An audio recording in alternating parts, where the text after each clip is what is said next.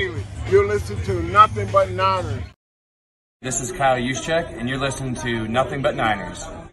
So now they've got to start from deep in their end of the field, and Garrison Hurst takes advantage of it. He takes the handoff, digs to his right, gets to the 20. He's in the 30, needs to cut in. He comes back up the right sideline, breaks the third tackle, comes down to the 30. He's down to the 20. He's down to the 10. He's down to the 5. He's in the end zone. Touchdown! Touchdown! 49ers! 96-yard run from scrimmage. Garrison Hurst breaking tackle after tackle, swings down the sideline. Throws off bodies like clothes after a marathon. Young, back to throw. In trouble, he's going to be sacked. No, gets away. He runs, gets away again, goes to the 40, gets away again, to the 35, cuts back at the 30, to the 20, the 50, the 10. He died. Touchdown, 49ers. Third down, Alex takes the snap. Alex looking down in post, and it's Jones! Touchdown! Touchdown, 49ers! It is second down. Ryan takes the snap, goes the slant to the left side. It's Russell, intercepted! The 49ers pick it, and Navarro Bowman is redemption! Navarro Bowman running it all the way for the touchdown! No greater redemption! The San Francisco 49ers, we can do whatever we want. Click, boom. What's going on, faithfuls? It's your boys, Mike and Wayne, and we are here to bring you guys another fun-filled episode, or maybe not so fun. I don't know. We're going to talk about, this might be more therapeutic than it is fun, but we're going to get through this thing together. But before we start all that stuff, I'm going to run through these formalities, and then we will get down to what I like to say is the nitty-gritty of the episode. I'm sorry, but I'm in here, guys. I'm in here, all right? You're going to see it scrolling across the bottom throughout the episode, but guys, if it's your first time here on the YouTube page and you enjoyed the show, please give this video a thumbs up, then subscribe to the channel, and after you subscribe, make sure you turn on your notifications so you know exactly when we're going live. Give us a follow on some of our social media platforms. We have Facebook and Twitch. Those handles are Nothing But Niners. That is spelled all the way out. No numbers in there anywhere. That is very, very important. Nothing But Niners spelled all the way out. No numbers in there, okay? As far as the other three, we have Snapchat, Instagram, and Twitter. Those are the exact opposite. It's nothing but, and then the number 9, ERS. So Nothing But 9, ERS. Make sure you guys are following us all over there, all right? And then head on over to the Patreon, guys, patreon.com/NB9ERS. It is the place to be. You know, some people are complaining about the DirecTV prices and all that stuff. You guys get to come on over to our channel and enjoy the games with us, man. You get my live commentary, my live raw reactions. Get to yell at me if I don't have my wings on deck. For luck, I think I might change up the meal this year. I don't know yet. I don't know. We're talking about a lot of different things. But guys, it's a lot of fun. Head on over to patreon.com/NB9ERS. There's different tiers, different content for everybody. No matter what it is that you like about football or the 49ers, you will get it all over there. I'm your guy, Mike Andrews, 83. To my right, it is the Wayne Breezy. What's going on, Wayne? How you doing, man? What's going on, family? I'm doing good, man. I'm doing good. Hanging in there. Almost time for the season to start. And lots to talk about, right? Lots to talk about. You sound like how I feel. And something's not right, man. I don't understand. Like, you would think I'm just exhausted around the corner. Nah. This was the most exhausting off-season training camp, preseason. Like, it's just exhausting, you know. And so, like, it's like and it's still exhausting because no matter what we try to do to, you know, to keep our team in good standings and good nature with the world, there's always something, right? And so now it's the Nick Bosa situation. So it's just like, okay, is he going to sign? Is he not going to sign? When is he going to sign? When? Like, it's just exhausting. And the season starts next week. So it's crazy. Well, everyone's been saying it's going to work itself out. It's going to take care of itself. Kyle is saying he expects Bosa to be there week 1. I don't know who it was that officially tweeted it, like it was some like source. Like, I don't know if it was Rappaport or someone, but they were like, oh, the 49ers expect Nick Bosa to be back in time for week 1. And that was it. Blah, blah, blah, blah, blah. Like, okay, so like, what does that mean? What does that mean? Yeah. And well, you know, like, I don't think people understand what it is that I do now for a living. So I think people need to understand that, like, my job is to put information out there, and I leave it objective, right? I leave it open to interpretation. I don't really put my stance or my take on it. Then when we get on the live show, I'll talk about, how I feel, my take. But I feel like a lot of people bash me for putting out a rumor that I didn't even start. And the crazy thing is, and this is when it started. So I'm glad you brought that up, because first it was the Reddit rumor.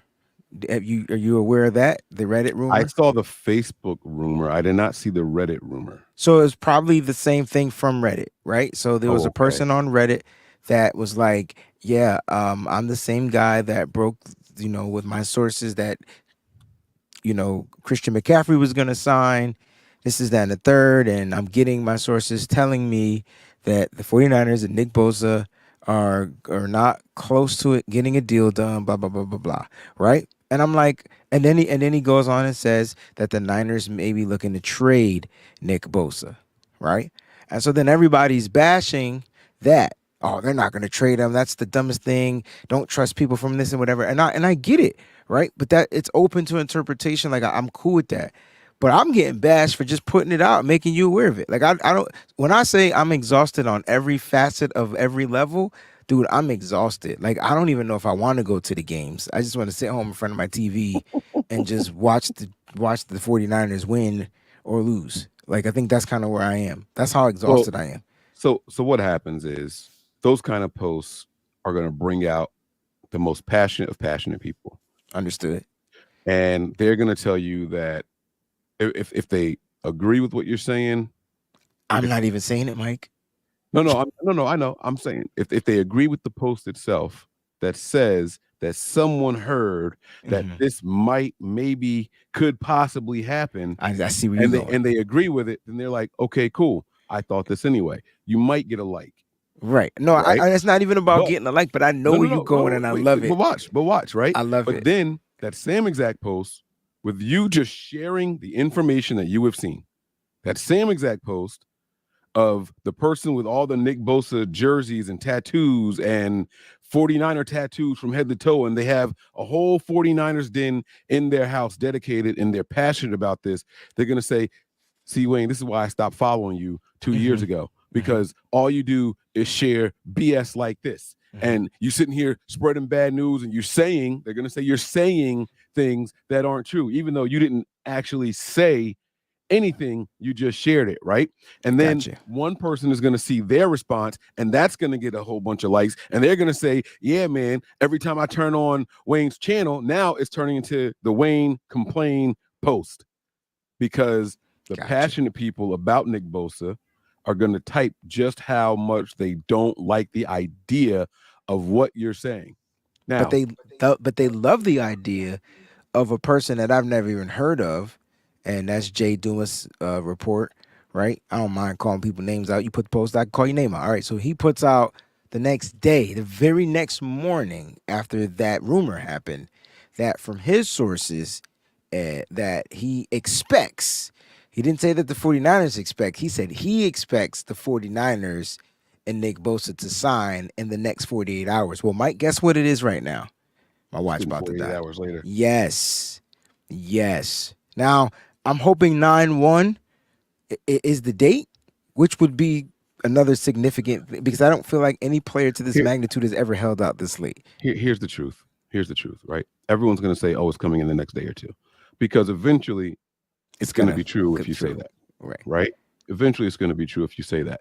Now, I did hear this interesting conspiracy theory that if you look at when the season ended and Nick Bosa living in Florida. Yeah, the taxes, right? The 181 days. The signing bonus tax of him spending half a year in one location means that it only gets taxed when in Florida doesn't have a state tax or something like that. Something crazy. Not if you get, it's that 181 day rule, right? Right.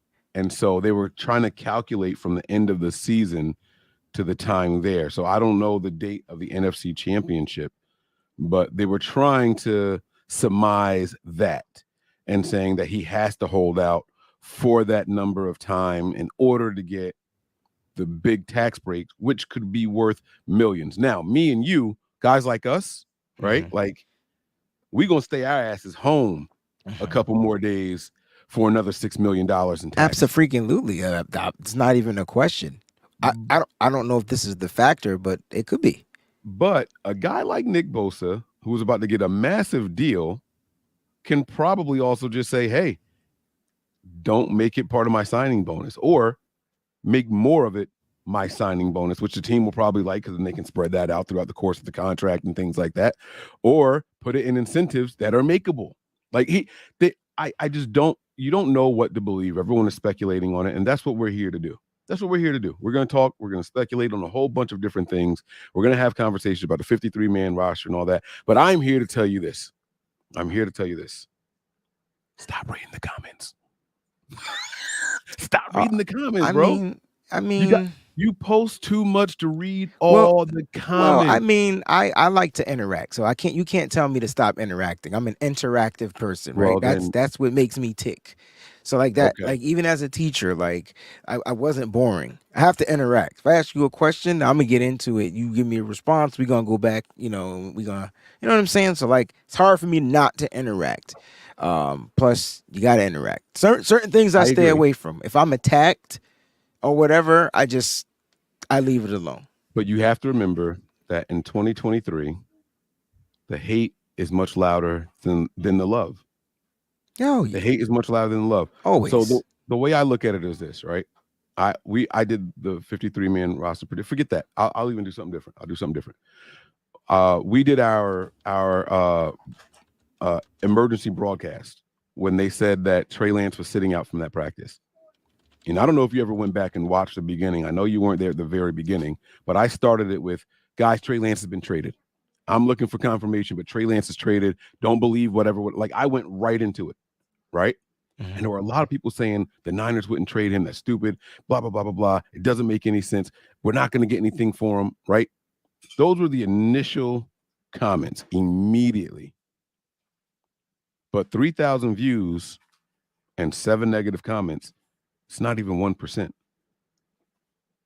You know what I mean? So you gotta look at it. Look at the impressions on the post. Look at how many negatives there are, and you just got to know, like, those things shouldn't be enough to affect you. They shouldn't be enough to affect you. I just feel like we're just different. Like I don't like, you can comment your take, but once you call me out of, you can call me out of my name, you can call me something that I'm not. That's when it kind of gets offensive. So I'll say something general and back. Like, guys, let's keep the comments. You can comment whatever you want. I'm all open to everybody, but don't call people out their names. What's the worst thing you've been called? Come on, let's have a moment. I don't know what the worst thing I've been called. I just don't like to be called clown. It's so it's like it has a negative for me. Ooh. It has a negative. That's like you don't like to be called boy, and I take it like in that same context. Yeah, like because if you go back, never mind. But like if I see a clown, that's one thing, but to be called a clown, I feel like it's taken out of context. Like I'm not a clown. I'm not even funny. Like, you know what I mean?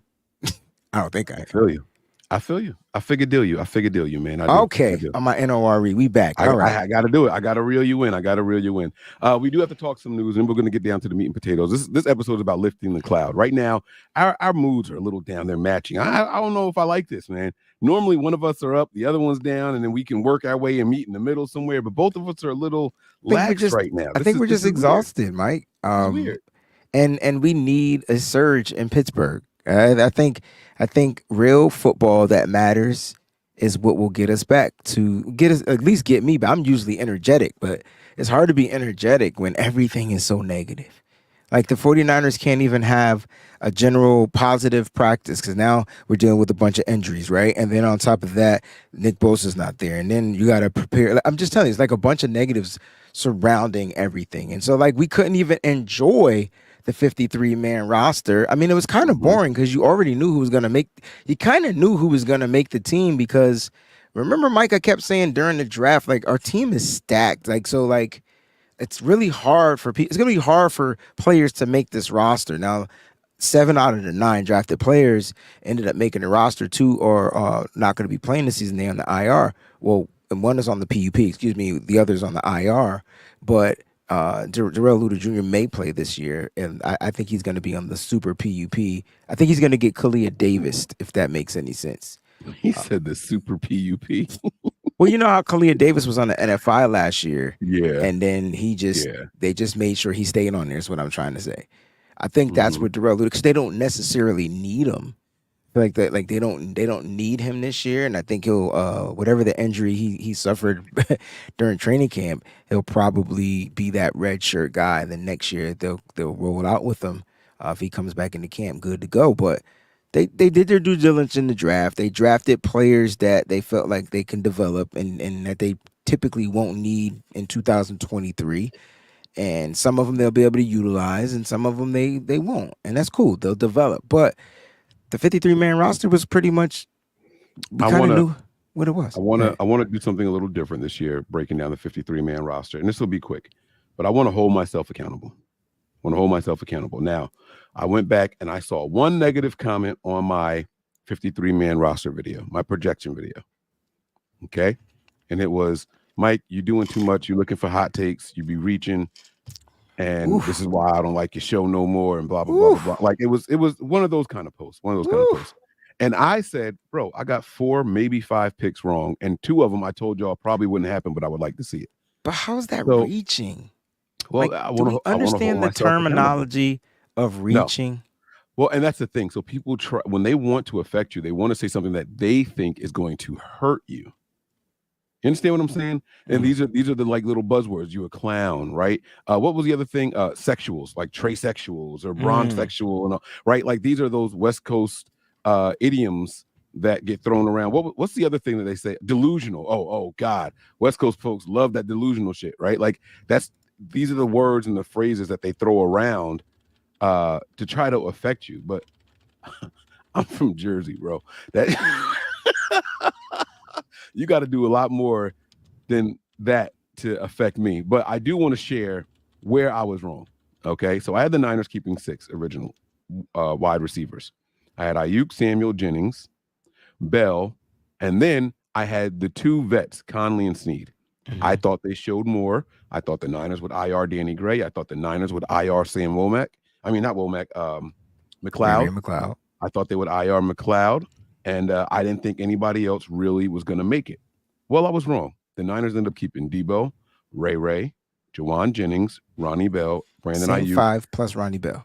Yeah. And I believe Danny Gray made it, and then they bumped him down to IR after he made the 53. So that means that I was wrong so far on 1. And that would be Ray McLeod, who I thought they would just IR for the year because I heard 8 weeks. But the good thing is the 8 weeks was 3 weeks ago, so that's only 5 weeks. He could be back around week 5 type of thing. So maybe they're going to try to play around with that. That was the one thing I was wrong about. The other thing I was wrong about was that the 2 veterans both came back to the practice squad and can be called up for any game. Was I really wrong? Or was I just not spot on? I mean, they're all here. Nah, you were wrong, bro. The whole purpose of making a 53-man roster projection is to get the 53 right, and then whatever happens after that. So, like, technically, yeah, you wrong. I mean, I was wrong. I had some wrong, and it's okay. We only evaluate and analyze from what we see, and we have no idea the intentions of our head coach and the other coaches on what they're trying to do. Clearly, on some of the picks that they took, that they kept, they feel like they're still developing and they want to give them more opportunities to develop, like a Nick Zakel, like who was probably the worst offensive lineman throughout the preseason, but he didn't play any last year either. So it was probably like really like his first kind of like game reps. Yeah. And so like you get it, like he's naturally more of a center, and then they made him play guard all preseason, right? And so like we're looking at him, and then it's like, how can you let Il Manning go, who's playing guard, and then you put this guy in there? Like it just didn't make sense. But it doesn't make sense to us. But it's okay because it's not supposed to make sense to us. And I think that's what people get us misconstrued. Like we're giving you our takes on what we know, what we see, but it's not. At the end of the day, it comes down to the head coach, the GM, and I'm sure Colin and John butt heads all the time. Oh yeah. We're gonna get into that too. Clarazard says I think this is more to you and to us and about our previous conversation, but I thought it was important that you hear it. It says they're attacking the person, not the team. Yeah. This fan base is tough to deal with, and we've seen that. We've seen that for a long time. And the thing is, like, they don't know me. Like, if you knew me, it'd be a little bit different. I could brush it off, cool. But it's like we're always challenged, yo. Like, stop challenging us. All I want to do is talk Niners, like literally. Well, but I don't mind a challenge in a constructive way. Like, tell me I'm wrong, and then tell me why you think I'm wrong. And then, right, you got to I never give the thought about that. feedback, right? You got to give the feedback. Like every time, like when I do shows, Mike, I always tell the community to be like, listen, if I'm wrong about something, then tell me, like, show me where I can improve. Give me things that I could do so I could be right next time. Like, you know what I'm saying? So like, that's how you got to do it. Like, but at the end of the day, you know, who cares? They're here to watch and complain. What it is. It's the people that are around. This is what it feels like. It feels like people want you to be wrong, and like they expect you to like cry or never do a show again because you were wrong about. You know what I mean? It's like, I'm not that weak. Wrong. You can't talk. But like they think that, like, all right, I was wrong. Now what? We're gonna talk about how we gonna be right next time, right? Now what? Right? Like y'all saw. Like I've had some wild takes on here. I'm not. I mean, that's what we're here for, Mike. But like, okay, I was wrong. Now what? You don't want me to broadcast no more. You want to say, hey, guys, I don't take myself serious. You want me to say something like that? Like, what exactly is your end game with the tough talk about somebody being wrong? And that's the stuff that I've never, ever, ever understood. I've never understood it. Yeah. You know, like it is what it is. But I do want to continue with the 53-man roster. We're going to go to the tight end group next. I thought we were only going to keep 3 tight ends. You were wrong. I think my 3 were actually surprising. I had Kittle, Dwelly, and Fumagalli as the 3 that looked the best throughout preseason. Yeah. Well, you know what's cool about this, Mike? And I know we're not done, but it's cool to reflect on what our theories were and projecting the 53. What's funny is, Mike, we'll do this next year, and then we'll apply what we learned from this past year, and then it'll be totally different again. If that makes sense. You know what I'm saying? Yeah. It's not about who looked great out there. I think the Niners, when it came to the tight ends, the Niners drafted 2 tight ends, right? And then they re-signed 1, right? So technically, it was always Kittle and Warner. Like, no one was really beating them out. I think Ross Dwelly, they signed 2, excuse me, because they signed Fumagalli as well. So I do apologize for that. I was wrong. So they signed they signed Fumagalli, and then they signed Ross Dwelly in free agency. So they brought those guys in, and so those guys, I felt like Ross Dwelly had a good game 1. I felt like preseason game 1. I felt like Fumagalli had a decent preseason game 1, and then they started to fade off. They stopped using them. I don't know if you noticed that, but they stopped using. And Fumagalli had a good game 3 also. He stood out in the last game too. Yeah, I didn't think he stood out. He might have had a catch, but I don't think he stood out. I thought it was all about Cameron Latu until he got injured. Oh, Latu is the guy that finally had a good game, and then he got hurt. Yeah. You're right. So it's like what I feel like I took away from the preseason before we get to this 53, because you know you're revealing. Because I had the 4 tight ends. I had the 3 vets and the rookie Braden Willis. But what I took from preseason is all about Kyle evaluating who he can utilize, who he can stash, and it's so many opportunities and options out of the preseason games. You can have, like, all right, we're gonna get to this position after we finish the tight ends. I hope we do wide receivers next, because we talked earlier. We did wide receivers. You want me to go back to them? No. Yeah, please go back to the wide receivers, because who was the best wide receiver other than Ronnie Bell? Well, to me, it was Ronnie Bell, but your best wide receiver was Chris Conley. Yeah, I love what Conley was doing out there this preseason. And I thought Chris Conley overall, like, might have been the best wide receiver in camp, but in the performance, it was definitely Ronnie Bell. But they put Bell to the test. They just kept throwing it to him. He had to keep answering it. So you know what I'm saying? Like, he was dialed up to be evaluated. You get what I'm trying to say? So like, right. I think they knew. So the Niners, the one thing I love about the Niners, bro, is especially Kyle Shanahan, John V. He is the king of of the loopholes, the manipulation, the finding. Like he knew, I'm gonna bring in these accrued veterans. All right. That's what we're gonna call them. I'm gonna bring in these veterans that have 4 more accrued seasons. We're gonna work them out. We're gonna get them in here. We're gonna cut them because we know we can pick them back up. They've been in the league for a long time. Ain't nobody picking these guys up. Like, you get what I'm saying? Kyle is smart, bro. Plus, after a certain while, the vets get to choose where they go or something like Well, that. they right? always get to choose after those first 4 seasons, but if teams not making them a substantial offer, right, to woo them away, they're still going to get the minimum vet deals if they go somewhere else. So why leave there when you could come here, work smarter, not harder after a certain time in the league, I think? Yeah. Right.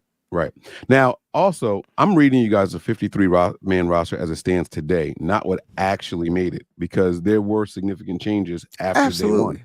But we knew there that. were significant changes, yeah. So, you know, it's all good.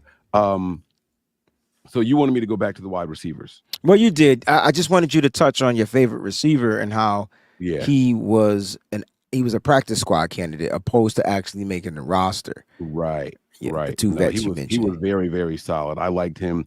And you know what I was thinking about? If you're gonna have a 9-year vet versus a rookie in, you know, Ronnie Bell, which one are you more likely to cut? Excuse me, I got to sneeze. Got you? It's not coming. I need something to All drink. right. So who are you more likely to cut? Well, you're going to keep the rookie and you're going to cut the veteran because the veteran's been a free agent. He's been around. People are already aware of him.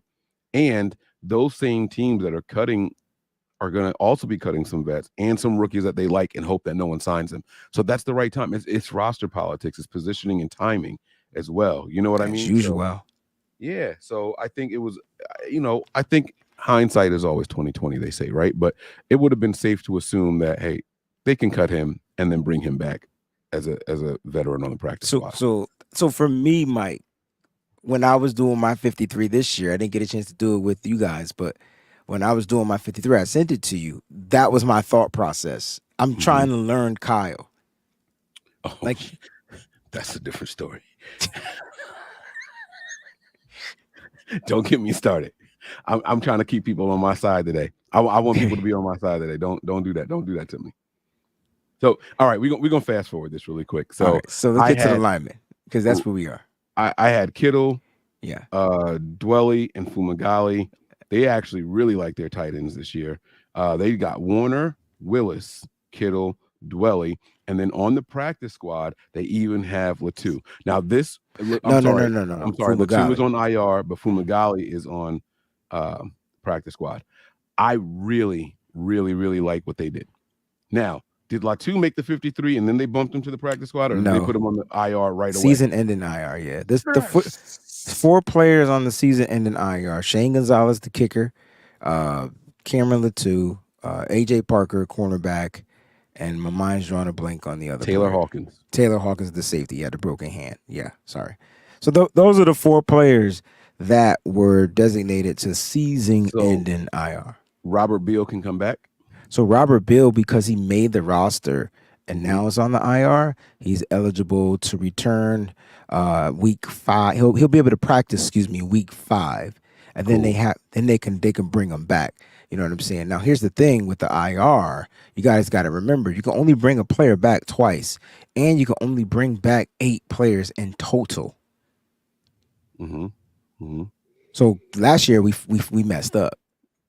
We ran out of times bringing players back because when we brought back Elijah Mitchell the second time, that was our last brought back spot, and we probably needed. I'm not saying he would have been a difference maker in that Philly game, but you saw how they were running. Hassan Ridgeway couldn't return back from the IR, and he was one of the big run stopping defensive tackles we had that year.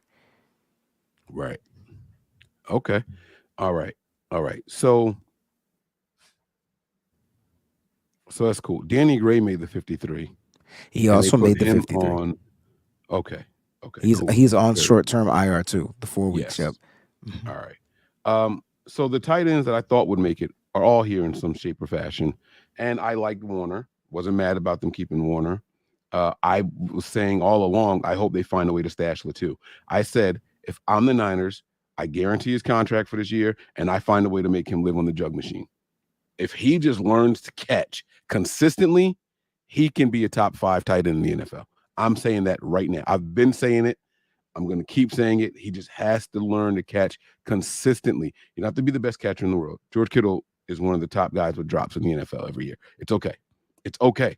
But when we need you, nobody more clutch than George Kittle, right? He don't drop him in the big moments. He might have a couple brain farts early in the game, getting those early game jitters out. You know what I'm saying? But when we need him, 4th and 2 against the Saints, right? Is piggy come get on my back, right? Like that's what he's doing out there. So that's cool. Offensive linemen here. I had 10: Williams, McKivitz, Banks, Brendel, Burford, Moore, Poe didn't make it, Watson, Zakel, and Il Manning. All right. I was wrong about Poe,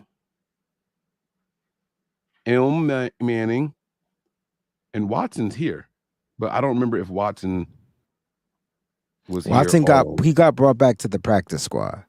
He did? Yeah, he was cut. Okay. Quick. Okay. Yeah, they only kept 8 offensive linemen. They kept 8. So they kept the starting 5. Then they kept Matt Pryor, John Feliciano, and Nick Zakel. So those are your extra 3. How did Matt Pryor make this team? Wayne, I'm scared. So Kyle Shanahan decided this year not to go to swing tackle, but with backup tackles, and he has a swing guard. Interesting, right? So okay. Feliciano would be that guard swinger, and he could play a little bit of center, while Zakel is developing as the backup center under Jake Brendel. And then you got, if something was to happen to Trent, they like, and I think this is the right move, because I feel like Jalen Moore is better at left tackle than he is at the right, and then Matt Pryor will be the backup right tackle. So that's the plan. Those are your 8. And then on the practice squad, you got Leroy Watson, who's still developing. Remember, he was a tight end converted to an offensive tackle. They brought back center Corey Luciano so he could run the practice squad reps with the quarterbacks. Who the hell is our practice squad quarterback? Our practice squad quarterback there is not one. Is not one there. There is no practice squad quarterback. So does that mean Brandon? We have 3. We have 3. So Brandon Allen. So he'll be the practice. He'll be running the scout team. No. Oh, no. Sam Darnold will run the scout team. Yes. So Brandon Allen would be on the practice squad, and interesting. And he would be playing like a safety or a linebacker or whatever. Like that's what the third guy does. So the backup is scout team. The third guy ends up playing like a safety role or something like that out there. Good luck to Brandon Allen, 7-year vet, doing that. We'll see. We'll see how that goes. 30 years old. He can do it. He can run around a little bit. Anyway, what are we on? Defensive lineman? Yeah, moving along quickly. I like that. This was pretty bad on me. I could tell you guys who made it. Eric Armstead. Now, see, Nick Bosa is listed on this 53-man roster I'm looking at right now. Yeah, but he shouldn't have been. I am so confused. I am thoroughly confused right now. So Nick Bosa was put on the not to report list. So because he was put, that's the actual NFL list, right? Him, Chris Jones on that list, right? And so because those players didn't report, they don't count against your 53-man roster. So technically, and it's funny, we drafted 2 tackles. So we may go with a swing tackle, or we may end up, which I don't know. Matt Pryor or one of those guys may get bumped back down to the practice squad, which means then the practice squad player is going to end up losing their job if you bring one of the active roster members down there. So it's going to be interesting when Nick Bosa does join the roster, but he did not count against the 53. That's just an NFL rule. The Niners put him on the not failed to report list, and it's because he just didn't show up to camp. Had he showed up to camp, that's a report. They would have had to put him on the active roster. So I wonder if this is a Niners move to manipulate a little bit, like to get guys more reps, to get guys, you know what I'm saying? All right, Nick, I'm gonna let you hold out. Don't worry, we're gonna take care of you, blah, blah, blah, blah, whatever. I don't know. It's just something to think about, because now the Niners were able to get really good reps with Cleveland Farrell. When Drake Jackson was healthy, got good reps. Austin Bryant found a way back on this roster. Matter of fact, him and Kerry Hyder Jr. were the first 2 to take up those IR spots when Danny Gray and who's the other person they put on the IR? Danny Gray and it was, Robert Bill Jr. Yeah, Robert Bill Jr. They put those two players on the IR. Then here comes Austin Bryant and Kerry Hyder Jr. So now your depth at the edge is back to being thick. Pause. So yeah, like this is like Wayne. Mhm. Can you see what I'm saying? Can you see what I'm sorry. I'm sorry.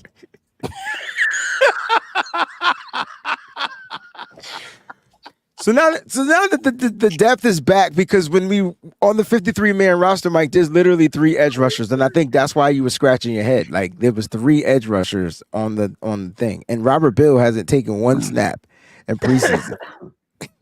And I did count. I did count just now while you were speaking, and there are 54 players, including Nick Bosa, on the 53-man roster on the 49ers website. So maybe he's signing his deal. But it's 54, so they counted him even though he shouldn't be counted, is what I'm saying.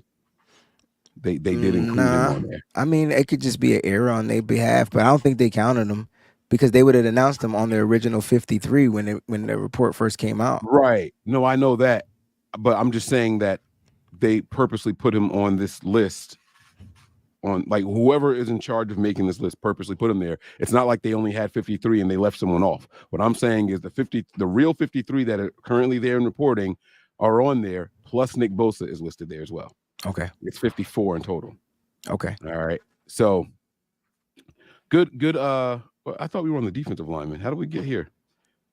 Yeah. All right, there we go. So the defensive linemen, I think all of them made it. I think I have all of them making it. Bosa, Jackson, Hargrave, Armstead. I didn't have Givens making it. Well, he didn't. He did. Givens make it? He did make it, right? I had Marlon Davidson making it.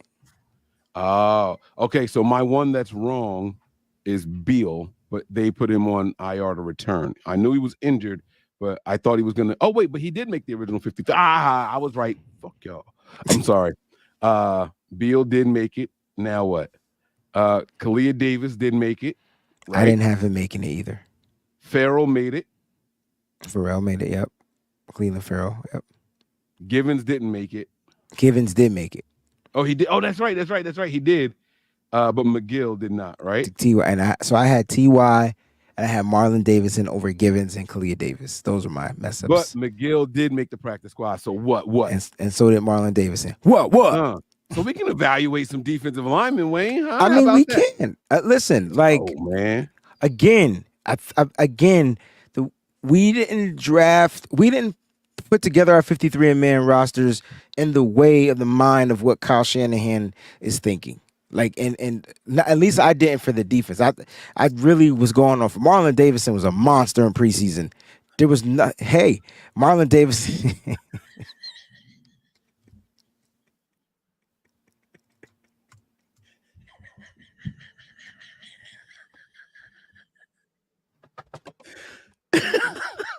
I can still hear you.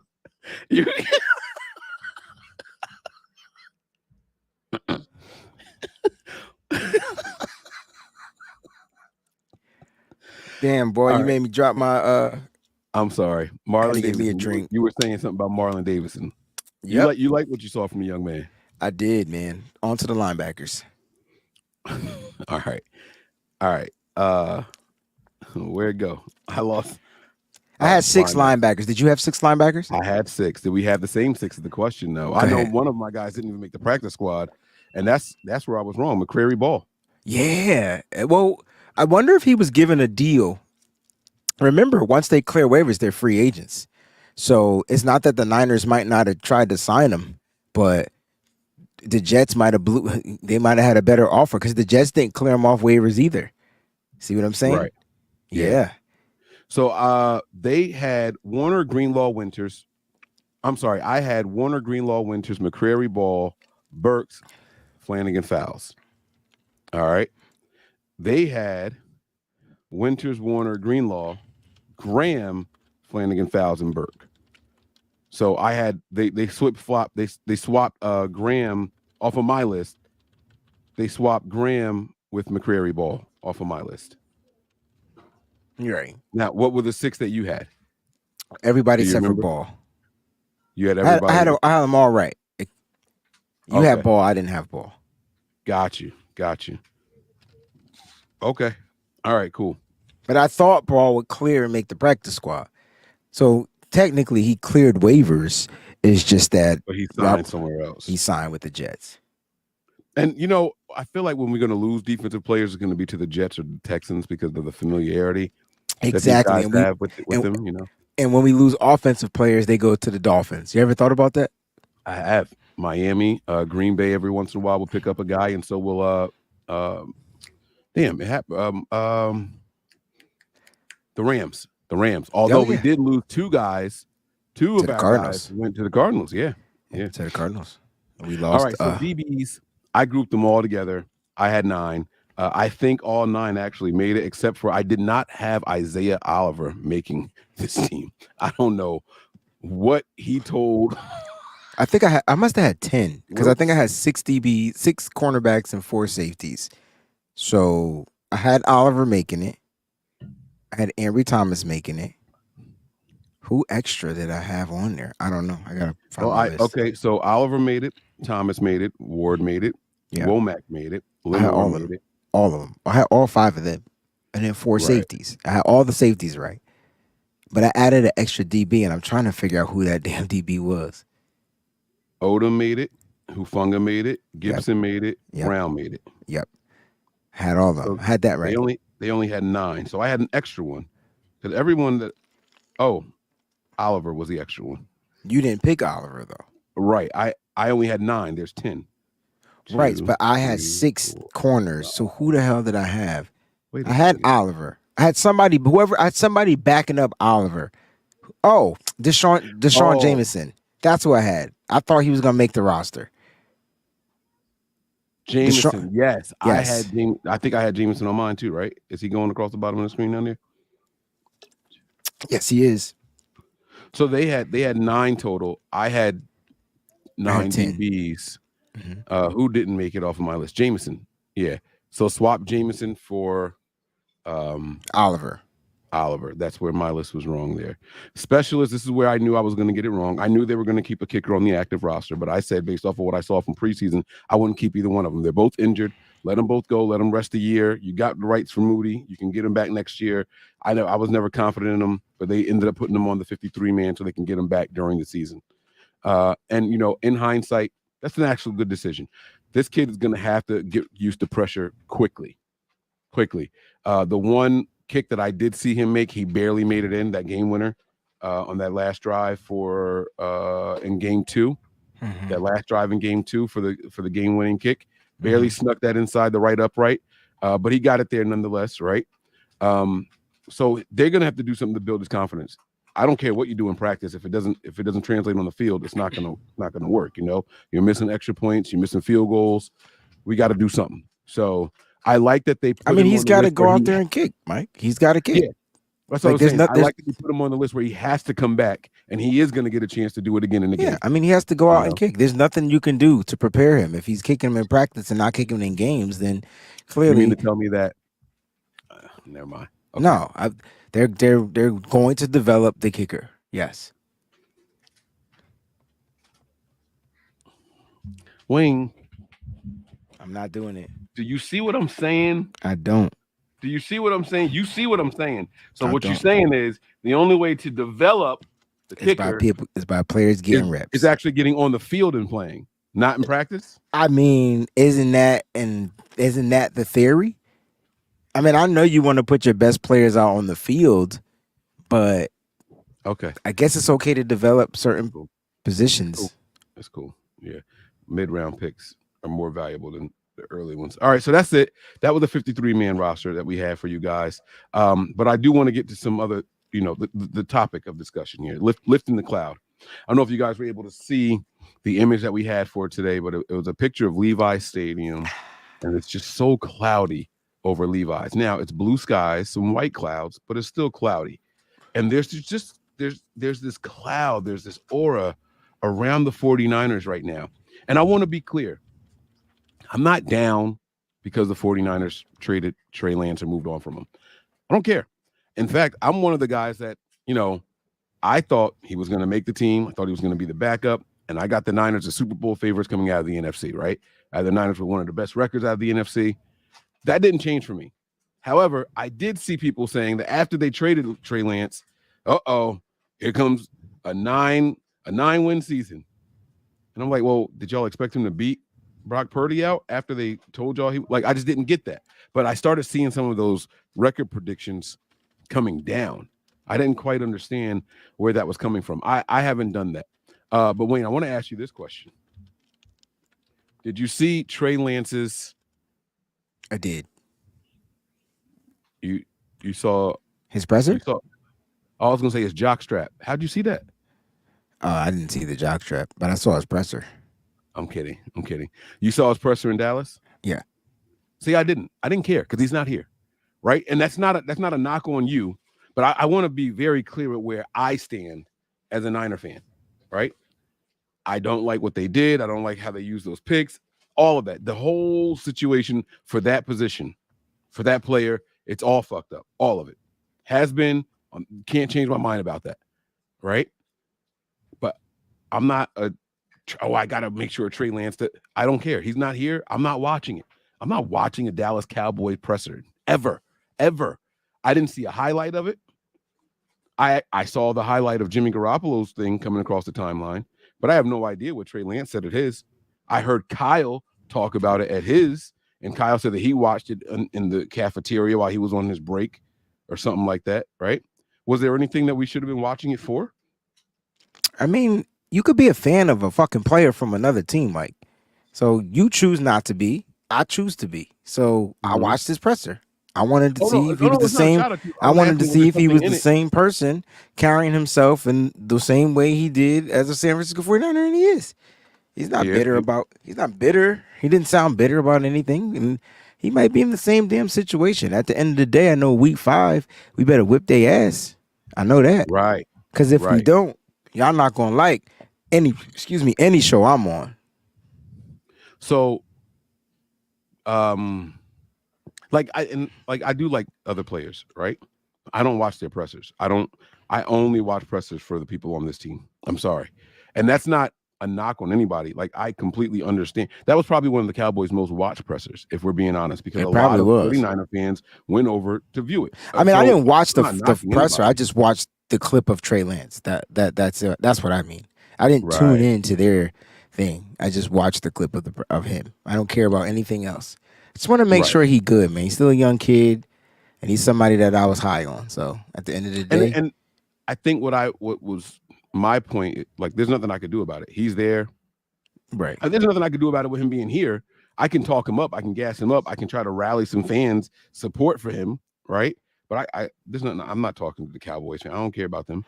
I don't care about the Cowboys fans. And for me, Mike, it's one more week of boring shit. So at the end of the day, like, that was entertaining to me. So for me, like, if Nick Bosa would just sign the fucking deal, then, oh man, nothing else would matter. I mean, it's like we got to prepare for week 1 against the Steelers with possibly with Nick Bosa possibly not playing week 1, right? And George Kittle might not play week 1 too if he's dealing with this freaking adductor injury. He won't be scheduled to practice until Monday. He's missed what, two week 1s in a row, right? George Kittle. He didn't. When Trey Lance played last year, he didn't play with him then. Correct. So interesting to see if he'll play week 1 this year on the road. They might wait until he gets home. Thursday night game. Veteran. Makes sense. I can read your mind, Mike. I sure can. I know what you're thinking. All right. It's all right. It's all right. I don't even like Avant. But dude. He was so corny. He was a fake ass R. Kelly. But listen, tell me. Well, I mean, that might be a good thing because the real R. Kelly will get you some time, maybe. But no, seriously, yo, I already know where you're going with this, bro. Sorry. I'm sorry. So anyway, back to what I was saying, right? It's not the Trey Lance thing. Like, that by itself isn't enough to put a cloud over how this team feels. It's not enough to put a damper on my mood for heading into the season. right? This is the time of year where I'm normally the most excited. Right. That's Like, my point. I'm pacing the week before. But how can you get excited when the limbo of the team's most effective player not being there? But it's not the Nick Bosa thing either, because I sincerely think that he'll be signed by week 1. You could think it, but I mean, we could think it all we want. It's like every day it's an extra day closer to playing the Pittsburgh Steelers without having him on the roster. And so, like, I mean, at this point, I guess the Niners feel like Nick Bosa can just sign on that Saturday, fly out and play on Sunday. I think that's what they're thinking. I know I'm gonna be nervous of him playing, getting through the game healthy. Like, it's so many things that'll be running through my head. The moment he gets knocked out of the wind knocked out of him or anything, I'm gonna be like, Lord God. Like, you know what I mean? So, like, it's still intense for me. Like, this has to get done sooner than later. And once that happens, I swear there'll be such a huge relief, bro. Because here's my thing, and I'm gonna talk about this tomorrow on the Wayne Breezy show. He was locked in the closet. Are the Niners prepared to win offensively if Nick Bosa doesn't play? And I know you're probably thinking that I'm not taking a shot at our defense. That's not what I'm saying. But man, you can't tell me that these offenses won't have a different game plan with Nick Bosa not out there on the field. Oh my God, a rubber. You going to prison, dog. Keep doing it.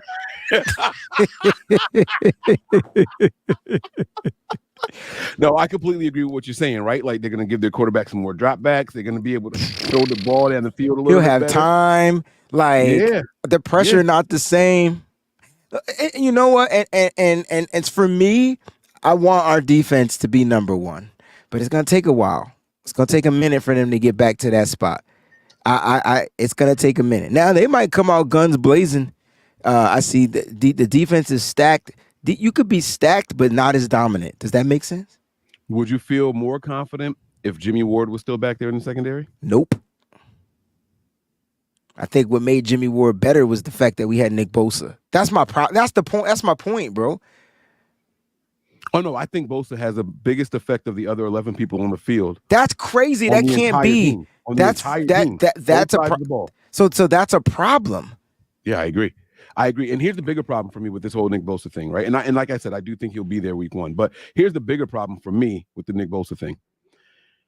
They knew there's been no other big defensive end signing. They knew this shit was coming up. You see what I'm saying? Wayne? They knew. So what's the fucking hang up? I don't know, bro. Nick, it's gotta be the Bosas. It's gotta be the Bosas. Because even if it's the tax situation, it's still the Bosas. Or the Niners said, here's $30 million, you're the highest paid edge rusher in the league. He got to get more than TJ Watt, right? Yeah, that's $2 million more. No, it's not. TJ Watt only getting 28. TJ Watt, an outside linebacker. I didn't mean TJ Watt. I'm sorry. I meant Aaron Donald. Aaron Donald is. He's getting 31.7. Right. So I think 32. Right. Bosa is asking to be the highest non-paid quarterback. Does he deserve it? Yeah, I feel like he does it. We can go down this, Mike, because I feel like that's what you want to do. We could do this. You want to do this? I don't, but we can.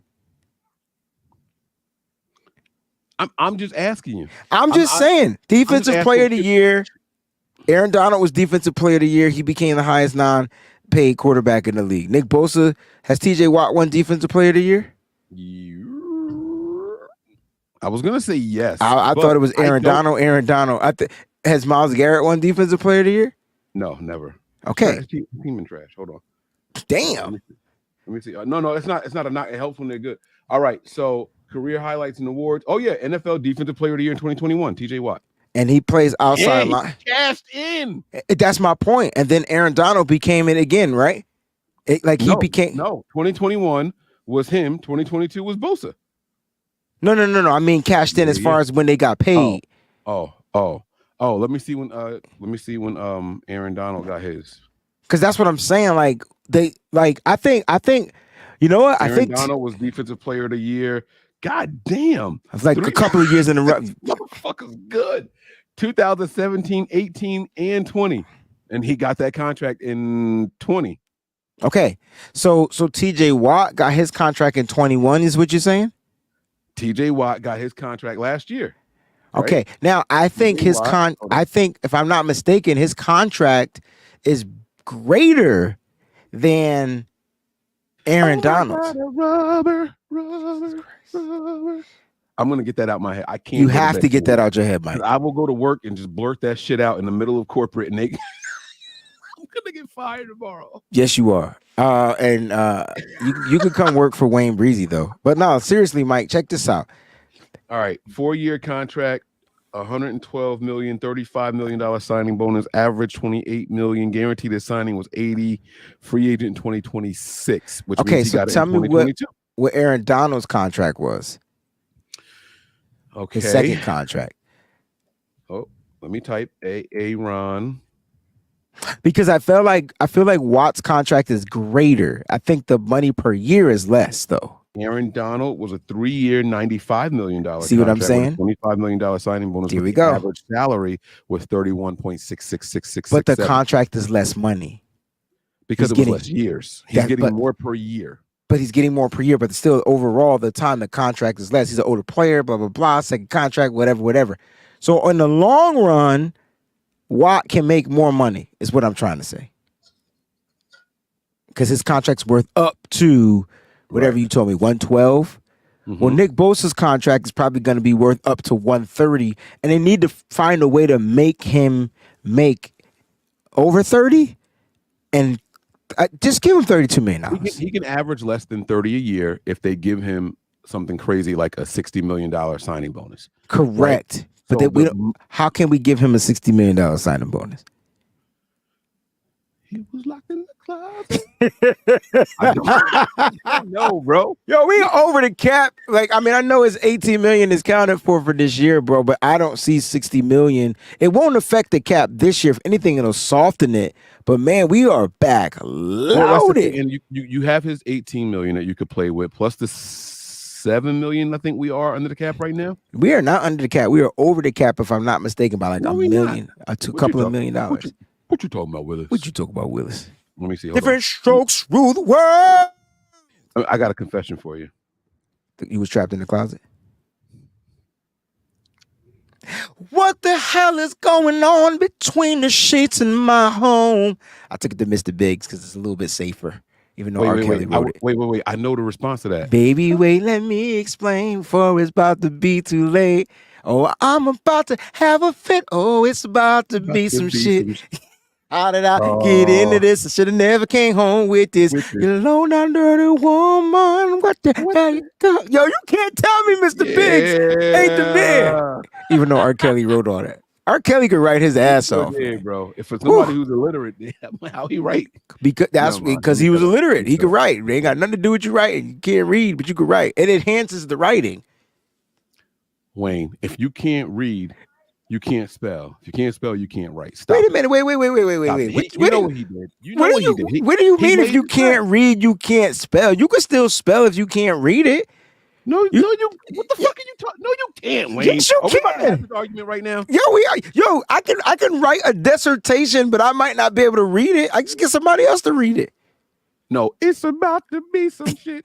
For real. Because you are crazy right now, bro. You were bugging. What he did was what's the track called? The practice track that the artists make, and it's like he did a reference track. Yeah, the Michael Jackson, the butterfly joint. Yeah. Like, he did a reference track. It's called a reference track. That's what he did. He did the reference tracks. I mean, and then somebody transcribed it. Yeah, you're right. He ain't write that shit. He couldn't sign. He didn't have to write it. He could talk it. Got me talking shit. I'm sorry. I'm all turned. Don't nobody write shit today anyway. Everybody use the AI except for Breezy and Mike. We the only stupid motherfuckers out here in the world. I be that. All right, Red Man. $5.9 million in cap space. Go Niners. What's up? That shit not updated yet, Mike. What you mean it's not updated? It's not updated. It's top 51. This is current. This is I'm looking at top 51. Yeah, This top is 51. Okay. Because it didn't have the top 51 before. It had the whole thing. Look, the practice squad is listed here. They got Chris Conley, Marlon Davidson, Fumagalli, Brian Hill. Who the fuck is the running back? We kept him too on the practice Yes, squad? we did keep Brian Hill. Interesting. But what's his name was hurt though. Yo, McNichols was looking good in preseason until he got injured, bro. I ain't even gonna hold you. Jeremy McNichols was looking good until he got that knee tapped. Did you know that D Ford is still making more money this year from us? Absolutely. Ain't he making like $8 million? 8.58. This is the last year, though. 8.3. This is his last year, I believe. Oh, this is dead cap, though. So he's not getting that from us. It's just coming off the books this year. Correct. Jimmy Ward getting 6 and some change. That's just coming off the books. What the fuck he was here for? A fart. Why is he still getting money? I don't think they're getting it if it's dead money. It's just dead. It's dead money. He retired. It's dead money. The Niners just still have to pay it. Where does that money go, Mike? I don't know this cap stuff, man. I'll call my man. I don't know. I'll call somebody. But yeah, this is saying that the Niners are at 5.9. Now, this is Spot Rack. Let me look at over the cap really quick, and then we'll keep this thing moving because it's about to be some shit. Baby, wait, let me explain. I don't know what none of the words were. Bitch, you I don't know. Pain. Shut up. That was in there. Can't you see 2 men are talking, Frank? But I told your ass together walking.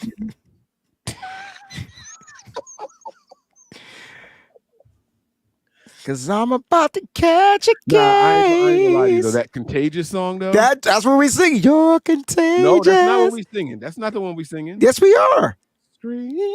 Oh, you're contagious. Oh my gosh. Mike has ADHD on another level, man. I thought I was bad. I don't understand the over the cap website. This just don't it's filled with it's filled with stuff. Where's the final number?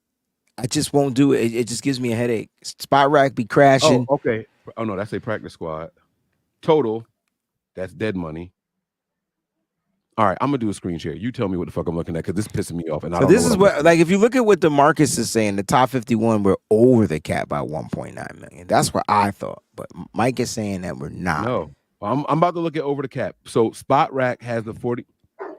I'm about to go fuck my dog up. See, now he want to show off. Dang. He try to put some bass in his voice and stuff. He is 9 months old. He better shut up and act like it. I heard that too. It was like whoop. You heard him? Yeah. He's 9 months old, but he's an English master, so he's super. Bear. Shut up. All right, here we go. I'm going to zoom in because I know y'all can't see. I can barely see it. All I want to do is zoom, and a boom, boom. Hey, just shake your rump. Show where's the total cap space? Is it at the top of the screen? Let me zoom out some. Now it's blurry. Yeah, there it is up there. See, it says 8.7 million. Man, what y'all talking about, Willis? Who told y'all that we was over? It just doesn't seem right. We didn't even have 8 million going into the thing, but okay. Hey, if that's what it says, cool beans. It's 2:00 in the morning. Oh, he's singing this. He's singing the song. Slick know all the lyrics to every song, yo. Oh my God. Oh man, I'm sorry. Look, John was right. I found it now, John. Thank you. It was at the top of the screen. You can tell Mike doesn't pay attention to the chat. Why? I was on another window. I was doing a screen. No, I know. You still don't pay attention though, Mike. It's okay. They know that. I'm not a good chat reader, guys. I apologize. Here, boom, hit that like and subscribe button. How's that?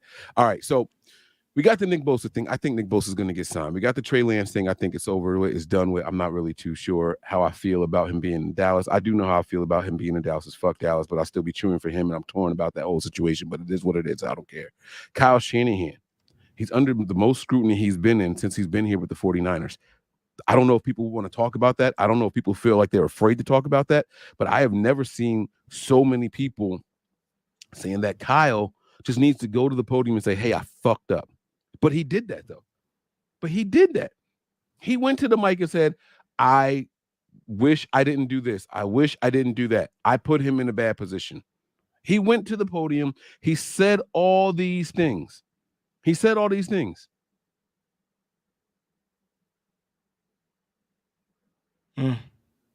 Right? Like, what else? Honestly, I mean, tell me, tell me what he could do or say to make the people who are mad at him right now. he should have did that shit from the jump. That's that for me. No, what's that mean? Before he traded him? What's that Well, mean? he knew he should have he knew what was going on, and he could have like set it up as a. I mean, I know he was trying to get the best for Trey Lance. Excuse me. I know he was trying to get the best for the team in the deal, but the speculation's been coming out for a minute about Trey Lance. So like him being traded isn't something that just came out of the blue. Like, you get what I'm trying to say? Like it there was plenty of speculation about him being traded. We just weren't trying to believe it. It didn't make sense. Go ahead. 2 questions for you. Yeah. Number 1, do you think the Niners knew that they were going to move on from him this offseason before the season started? I think so. I think they knew that they were going to move on from him the moment Brock Purdy started showing signs of that being he was healthy. Yes. Do you think we could have got more for him? No. Hear me out. Do you think we could have got more for him if they made it known sooner that he was available? Interesting. No. I think what Kyle did was set up Trey to be successful in that game, and that helped Trey Lance stock. It did. And so that helped him get traded. That helped one team. It only took one team. I'm about to mute Callie. I understand what you're saying. I just feel like if he did it earlier, teams wouldn't have taken so many flyers on other veterans. And you could be right, Mike. I could be wrong too. But he also still didn't say he fucked up. So like I've heard Kyle come out. Kyle doesn't admit when he's wrong. He'll say it and he'll say it in a way that you have to literally find him apologizing in his narcissistic, sarcastic type of way. That's Kyle Shanahan. So like the way you said you found him apologizing, which he didn't really apologize. Shut up. I'm sorry. But seriously, like diarrhea. But that's our coach. That's our coach. At the end of the day, what I heard was that, he tried with Trey, it didn't work, and they needed to find a way to move forward. And that's what they did. I think that's the thing with me. I feel like they didn't try with Trey. Well, no, I did. That's my thing. But see, to me, he was more of a liar. So that my thing on him was stop lying to us. But his point though. So all right, now watch this. Right? He said, I feel like he did try. I feel like he did not try with Trey. He said we were ready to give him a whole season. Bullshit. Hear me out. But he got hurt. We saw that was true. We can't say that was bullshit. Not that but he also finished the rest of the shit that he said though. Then he tried to say like how he set him up to the offense. So you have John Lynch saying, "Oh, we didn't cater the offense to him," and then Kyle Shanahan comes in and says, "There's context." There's not context. There is. John Lynch said, "Hear me out." John Lynch said he did incredible this offseason, and we did not cater the offense around him. He's talking about this offseason during preseason. He said, and he still did better and better, which I think speaks highly of Trey. That was what John Lynch said. I went back and listened to it.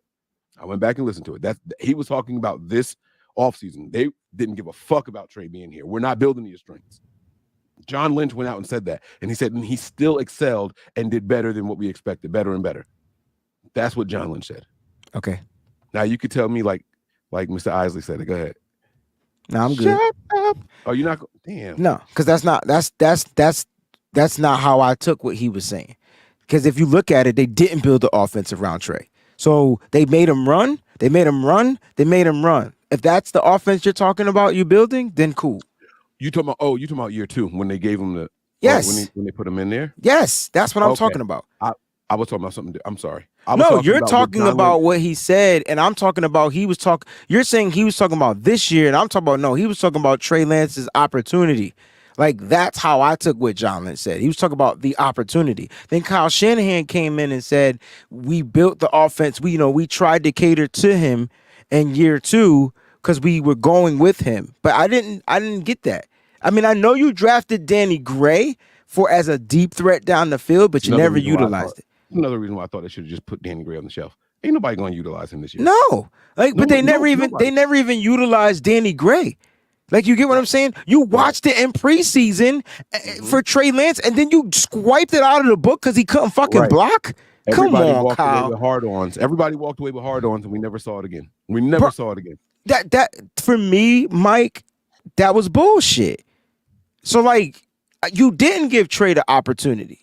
Because if you did, you would have set him up for success, opposed to setting him up trying to do whatever it is you wanted him to do. Now, I'm okay with Kyle's system. That's why I started coming out. What was my new take? Oh, Trey doesn't fit. The moment we broke down the film on Nothing But Niners, me, you, Tony, and I, what did I say? Oh, that means Lance doesn't fit. If you're telling me Lance has to do with this, oh, that's not him. Yeah, it's never going to be him. Right. You said it. You were spot on. And it seems like as soon as you said that, everyone else is, oh, we got to move him. He got to get traded. He's got to go. Crazy, yo. He's got to go. I told y'all to be careful what y'all say on this show. Because they watch it. They fucking watch us, bro. It's crazy. I got an email from the Niners today. Did you get it too? Yeah, I did. See? Like, it's whatever. All right, so you got the Kyle Shanahan scrutiny. You got the Nick Bosa thing going on. You got the Trey Lance trade and all that stuff and the Brock Purdy. And then there's the Sam Darnold scenario that a lot of fans are not happy about, where I personally think that Sam Darnold in this offense could be a lot of fun. I am not the guy that feels that the backup guy is always the most popular, but there is a part of me that really wants to see Sam Darnold in a long stretch in this offense. I think he's got a bigger arm than Purdy. I think he's faster than Purdy.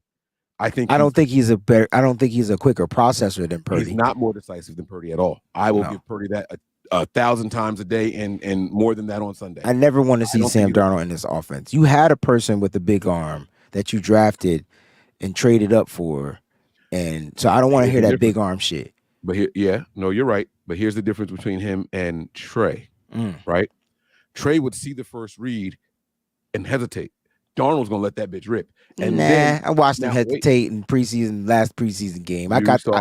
I saw him hesitate. I saw him pump fake. I saw him hesitate. He didn't get sacked, but I saw him do the same shit I watched Trey Lance did. Let's not have this argument.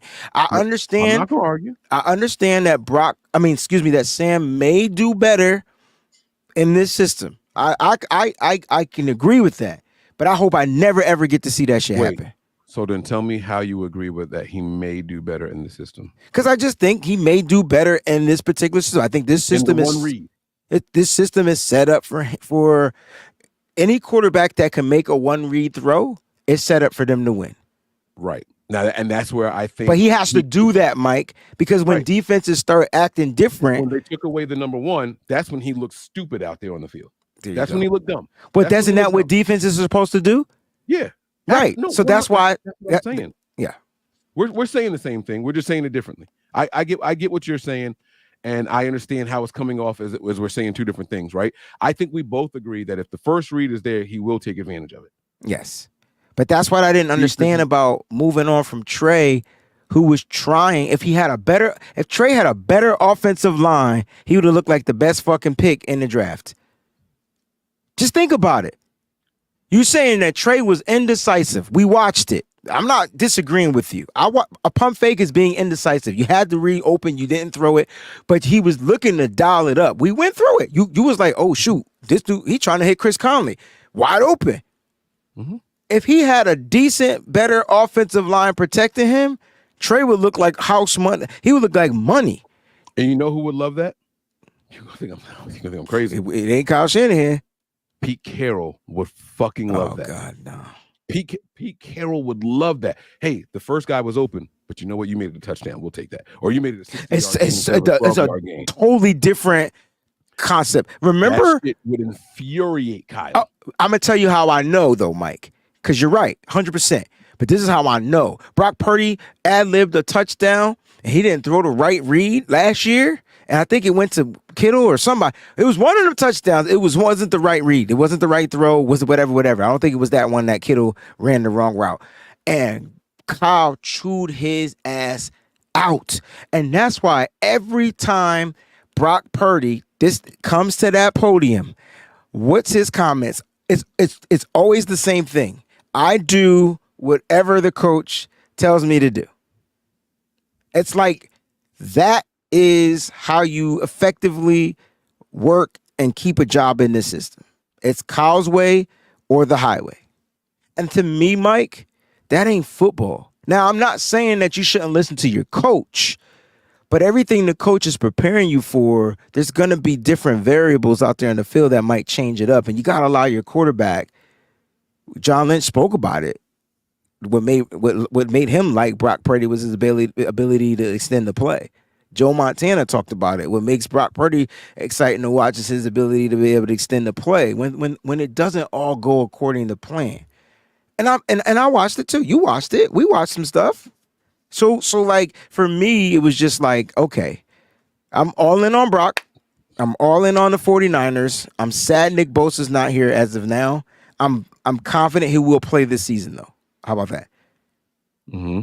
And I'm confident that we'll hit a stride. Get ready. You know what I'm going to do? Now, what type of a person am I, Mike? I prepare for the worst. What does that mean? You prepare for glory and anticipate pain, baby. Okay. I mean, I'm betting we start off slow. that's a safe bet. That's what we do here. Call me corny, call me old fashioned. We don't overreact along the way. That's what. Absolutely. But But if we start off slow, Mike, I'm okay with it because I know at some point we gonna get it to click. And I tell you what, the one time we didn't start slow, what was that? 8-0 out the gate, baby. Right? The league. I tell you what. We win the first 2 games. I'm talking big shit because we only get better as the season goes on. If they fuck around and let us win a game on the road and then after a short week, y'all are fucked. I'm telling you that now. means we win in Pittsburgh, we win in LA, we come home and win the home opener and start the season 3-0.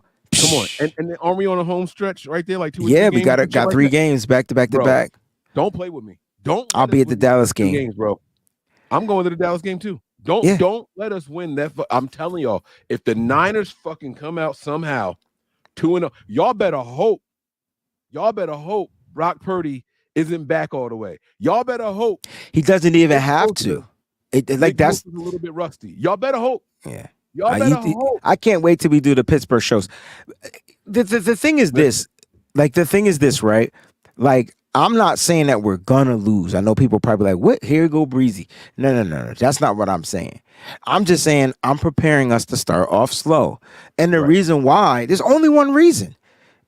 The offense always starts off slow. That's consistent. Line, especially like, come on, y'all. Yeah, it's like they don't even know that they've been playing together. Now, the difference between this offensive line and last year's offensive line is that this year there should be at least 4 out of 5 players with cohesiveness. There's only one new addition to the offensive line, and that's Colton McKivitz. But he played well with the starting offensive line when he played. Yes, sir. Okay.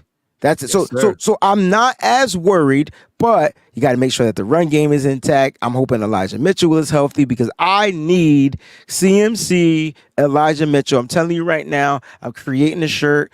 If Elijah Mitchell is healthy, I'm creating that shirt. I'm calling him Lethal Weapon, bro. That's the Lethal Weapon. That's Briggs, and that's the lethal. Briggs because listen, Mike, what they did. Briggs. Hey, Briggs. I can't even do the raspy voice. Right. Mike, that combination, the way that Kyle was in his bag, and he just couldn't stay healthy. Oh. And I'm calling it now. I told y'all. I said this is going to be the year that we don't have a injury at the quarterback position. I'm telling y'all. I feel it. I'm calling it. I can feel it. I can feel it. I can feel it. But you know what, Mike? Oh shit! I just got excited. Shut up. I'm sorry. Can't you see 2 men are talking frank? But I told your ass to get to walking.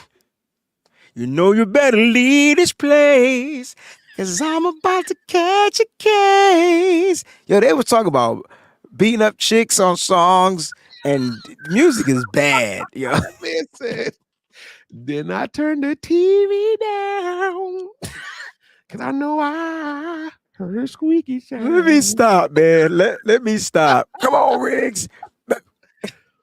No, But you had an seriously, epiphany. Share your epiphany. You said, "Oh shit!" I said, "No I, injuries in the quarterback position." well, I said, "Oh shit," because I just got freaking excited. Like I needed that. Like I just got excited. Now the only reason why I feel like we start off slow is because this year, instead of the defense come flying out, I think the defense is gonna be a tad bit slow, and there's many reasons, right? Dre Greenlaw ain't practicing forever. I don't know who Funga dealing with some weird cyst. Just think about our injuries, and now we got to start rolling with the depth. And I didn't even mention Nick Bosa name again, right? So yeah, like I'm a little concerned about the defense being ready. Kenny Pickett is gonna look if there's no Nick Bosa, Kenny Pickett is looking to get the ball down the field, And he might not even be the receiver you need to worry about over there. That's George Pickens. I'm talking about the quarterback. I'm sorry. I thought you said Pickens. I'm sorry. No, Kenny Pickett. I was saying that he gonna be looking to get the ball down the field. Who you got circled on that? Deontay Johnson having a comeback year, Bro. Yeah, Bro, DJ is something that I like DJ a lot. I like him too.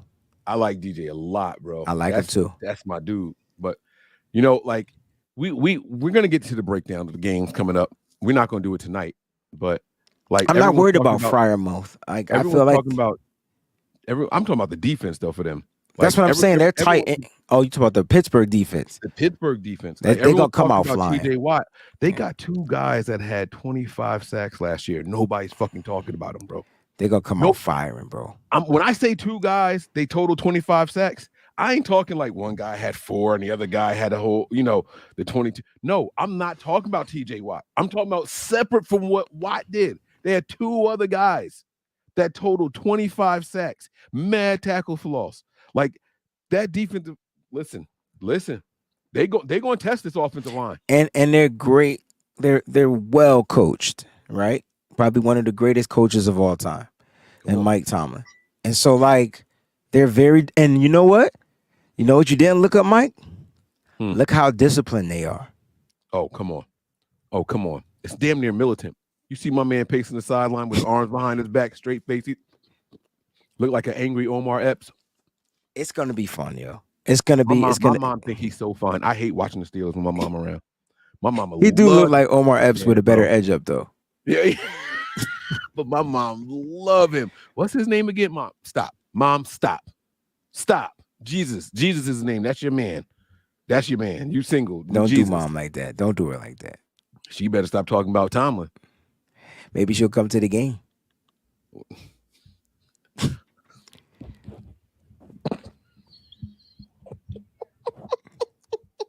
I got a new inside joke for the whole year, and y'all got to experience. Anytime I'm done proving my point, or somebody, you know what? Every time I'm arguing with somebody and they say something that goes in my favor, do you see what I'm saying? I love it. That's it, man. It's so much fun. It's so much fun. But listen, man, the cloud, I'm telling y'all, we're gonna lift this cloud. That's what this episode was actually absolutely called, cloud, right? And Wayne just said it. Oh shit, I got excited, right? It just takes a second. It takes a second to realize what we stand for here. We talk about discipline and all that stuff. The Niners are one of the best coached teams in the last 5 years. Don't believe me? Don't take my word for it. Look at the hires around the NFL. Look at the GMs. Look at all the different head coaching positions every year. Look at what team is getting poached the most. It's this team here. There was one acquisition to the Niners this year. It was our defensive coordinator. We're so good and so well off at other positions, he wasn't even allowed to bring anybody. That's how well coached this team is. They're going to be ready. Doesn't mean we're going to win everything, but we're going to start slow. But a slow start doesn't mean necessarily a bad start or a loss, right? We finished the season averaging 31 points a year. That's how we finished the season with Brock Purdy, the regular season, averaging 31 points a year. We might not need 31 against Steelers. We might only need about 24. It might be enough to get out of there with a dub. It might be enough. That doesn't mean it's not a slow start. Because if we sit here and we watch a game that only got 2 or 3 touchdowns in it, we're going to be like, oh, man, it was flat. They had 9 opportunities, only got in the end zone 3 times. Like, this team got a lot to work on. But that's not going to mean that we're a bad team. It's not going to mean that we can't go all the way. But we got to get this cloud off of us, guys. Maybe we just need football to start. Maybe we just need to get the ball in the air for that opening kickoff. Maybe that's all it is. But here's one thing that I can promise y'all. Michael of Nothing But Niners will be here every day, front and center. The Daily Show starting soon. Wayne from the Wayne Breezy Network will be here every day, talking 49ers. Daily Show starting soon. It's a joint effort, guys. That's why I can say that with so much confidence. Like it's one of these things. No jockstrap sniffing at all. It's one of those things, okay? We're going to be here. We're going to talk 49ers every single day for y'all. Daily. Daily Show. Daily. I'm trying to convince Wayne to even let us do it on weekends, but that's another story for another time. It's tough on the weekends. See what I'm saying? He only want to give me a half hour on a whole 24-hour day. But that's cool. I'm okay with that. I'm okay with that. We'll talk about that off the air. Mike always trying to throw a fucking curveball at me on a live TV show. I got a rebuttal for him, and we ain't even get there yet because I was prepared for this. I got y'all. I'm not doing this for me. I'm not doing this for him. I'm doing this for y'all. For you. I'm doing this for y'all. We got this. Best of both worlds. Oh, shit. Look what they done started. Oh, my God. Are we changing the name just like that? I like that, yo. Are we changing the name just like that, Wayne? Nah, I like no harm, no foul, though. But the best of both worlds need to be our theme song. I'm gonna have to recreate that joint. I'm gonna have to recreate it. Who's that? Trackmasters? That's Trackmasters on that? I'm gonna have to hit them up. You know him? You get his license? I'm gonna have to hit. I'm gonna try to hit up. I'm gonna try to hit up Tone, yo. Don't play with me, man. I'm gonna try to hit up Tone. We just want the instrumental. That's it. Girl, you know you got a body, yada. Oh! Yo, we just said fuck R. Kelly. We just gonna do the music. Home with me. Ooh. She get it from her mama. Wayne, get it cleared, bro. Get it cleared. Come on, bro. Yes. Give me house. Yes. I'm sorry. My point though is this, guys. We're gonna be here. We're gonna be bringing y'all the heat. It's our jobs to hold these coaches accountable. They might not have to answer to us, but we can set the tone for how this fan base feels. I'll be the first one to tell y'all that we discussed Kyle not being held accountable and how he's untouchable, and it's bullshit. It being bullshit. And then you know what happened? It took off, yo. Took off. Wow. It all took off. That's right. Off. This was the first place I saw it happening. With us. Wayne show, this show. This is the first time I saw it happening. And then that shit took off. Shoom. John Lynch come to the podium with frogs in his throat. That's what they call it, right? That's what Granny used to call it. You got the frog in your throat, right? Mm-hmm. Came to the podium with the frog in his throat and everything. Kyle was just reading the script. He was trying to go through whatever. And now all of a sudden, we got Elijah Mitchell back healthy, ready for week 1. Christian McCaffrey, he's ready to go, right? We don't know what's going to happen with George Kittle, but we might not need a George Kittle if we got both of those running backs there. We might not need a George Kittle if we got a Ross Dwelly there. He can catch the ball too. He can catch and go too. Brandon Ayuk, Deebo Samuel, Christian McCaffrey, Elijah Mitchell. All of a sudden, that roster is looking pretty good, ready to go on the road. Week 1, we've been preparing for it all year. This is the game that we focused on right now. One game at a time, one down at a time, one drive at a time. That's how we have to do it. That's how you get to the end. We're going to be fine, guys. Nick Bosa is going to be here. The Niners aren't trading him, and they're not dumb enough to take the field without him. They knew the money it was going to take. Get the fucking language right. I will buy y'all Rosetta Stone. If y'all are having problems communicating and getting this language right, is Rosetta Stone, is that still a thing? I don't know. I think everything is about the AI now, bro. I think you just tell the AI, you just say, AI, write me a contract for Nick Bosa. It'll be pay the motherfucker $800 million. That's what it will probably say, yo. Like literally. Like, no, but seriously, that's just give him a checkbook, right? Just give him a book. Blank. It'll say blank check. That's what it would say. Do it. Remember the movie? I do. That movie was fun. Matter of fact, I'm gonna try to find that joint. That movie was better than Richie Rich. Bro, I ain't never seen $1 million go that long. He had a mansion. He had limos. He had a helicopter. Yo, that little boy turned that $1 million. Yo, that was in the 90s, bro. That million was tough in the 90s, bro. Yo, I can't believe we brought up the movie Blank Check. Yo, that was my joint. What do he call himself? Mr. He had an older woman and everything. My man was, never mind. We're not going to get into it. But I'm going to tell y'all this, though. The Niners are going to be fine. And the most dangerous thing that can happen for the NFL is letting the Niners start 2-0. Don't let it happen, y'all. Don't let it happen. I'm telling you, for y'all's sake, don't let this team come out the gate hot. Don't let us start slow and still be winning games. That's even worse for y'all. That's even worse. But if we come out with our feet on the ground, with Kyle Shanahan behind the wheel, and that pedal to the metal, it's a wrap. It's a wrap. Wayne, I'm going to give you the floor for your final thoughts. Mr. McIntosh. That's what his name was. God. Yes. Fucking Part of my wave. Yes. Oh, my goodness. Wayne. I just want everybody to know that this has probably been the one off season where it feels like our faith shouldn't be tested as much. I mean, we coming off of an NFC championship, defeat. We should be hanging our heads up high. Like we could go back. For some reason, like the faith is really tested. So all I'm going to ask you to do, man, is keep praying and keep your faith strong. You know what I'm saying? Because this ain't made for the weak, y'all. And that's why we here. We here to bring you these shows. They don't have to be all analytical. You ain't gotta have the producers all up on your videos. You know what I'm saying? Like, hey. But my point is, like, we're here, man. It's therapeutic. We're here to talk. We're here to converse. We're here to have conversations with adults. All right, like adults. Excuse me. So at the end of the day, our faith has been tested, but Mike and I will make sure we find a way to continue the faith to be strong for you, because you're the reason why we do this. We're the reason why we do what we do. So stay strong, faithful. That's right. That's right. Now, the last segment of the show tonight, guys, is going to be the Super Chats. We're going to respond to everything here in order. We want to thank everybody who participated. It is not too late if you want your comment read. This is where you get it in right now, guys. Super Chat segment here, brought to you by and sponsored by, insert name here. This could be your segment. Just letting you advertisers know it's here for the taking, all right? Super Chat segment. Number 1, Gerald is in the building. He says, I'm behind the live. I had a parent today tell the office that they didn't want their kid in my class because I'm a black male. Damn. Stay strong and don't let people devalue you. No, you know your worth. Wayne. It's tough. I've never experienced this, Gerald, and I'm sorry that you had to experience this. Is he in Boston? Like, where he at?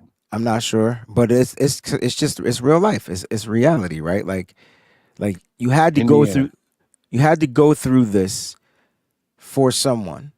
That's kind of how I look at things. Like, we're tested to go through certain things so that we can help and be a blessing to someone else. So I'm sorry that you had to go through this, but you got to stay strong out there, man. And remember, he's in Washington, D.C. or Washington State? Washington. Yeah, it's Federal Way, Washington. Okay.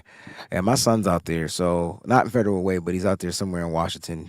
But yeah, man, just try to stay up, man. Keep your head up, and just remember, it's just one student that you couldn't reach, but you got 20 plus other students that you have to reach, so it's about them. I have some more questions for him. I want to know if school started there already. Has the child that's what it sounds like and sat in the classroom, or was this one of the, because like right now, so my kids start on Tuesday is their first day. Oh, we started today. I'm getting all the text messages from the teacher saying, I'm your child's teacher, blah, blah, blah, blah, blah. Like they didn't have orientation because the teachers were still in negotiations. So we missed that with the teachers. I want to know if the child met him, because if the child met him already, he may have already done his job. I know that's going to sound crazy, but I need to know if the child met him. Let me tell you, sometimes the people that you meet for the shortest amount of time are the people that can have the most impact. You know why? There was no opportunity for them to let you down. I can't tell you guys. I had this guy who was in my school. His name was Mr. Cook. Never one of my teachers. Look. He won already. There it is. School started Wednesday, but the family just came today. He won over. He already won.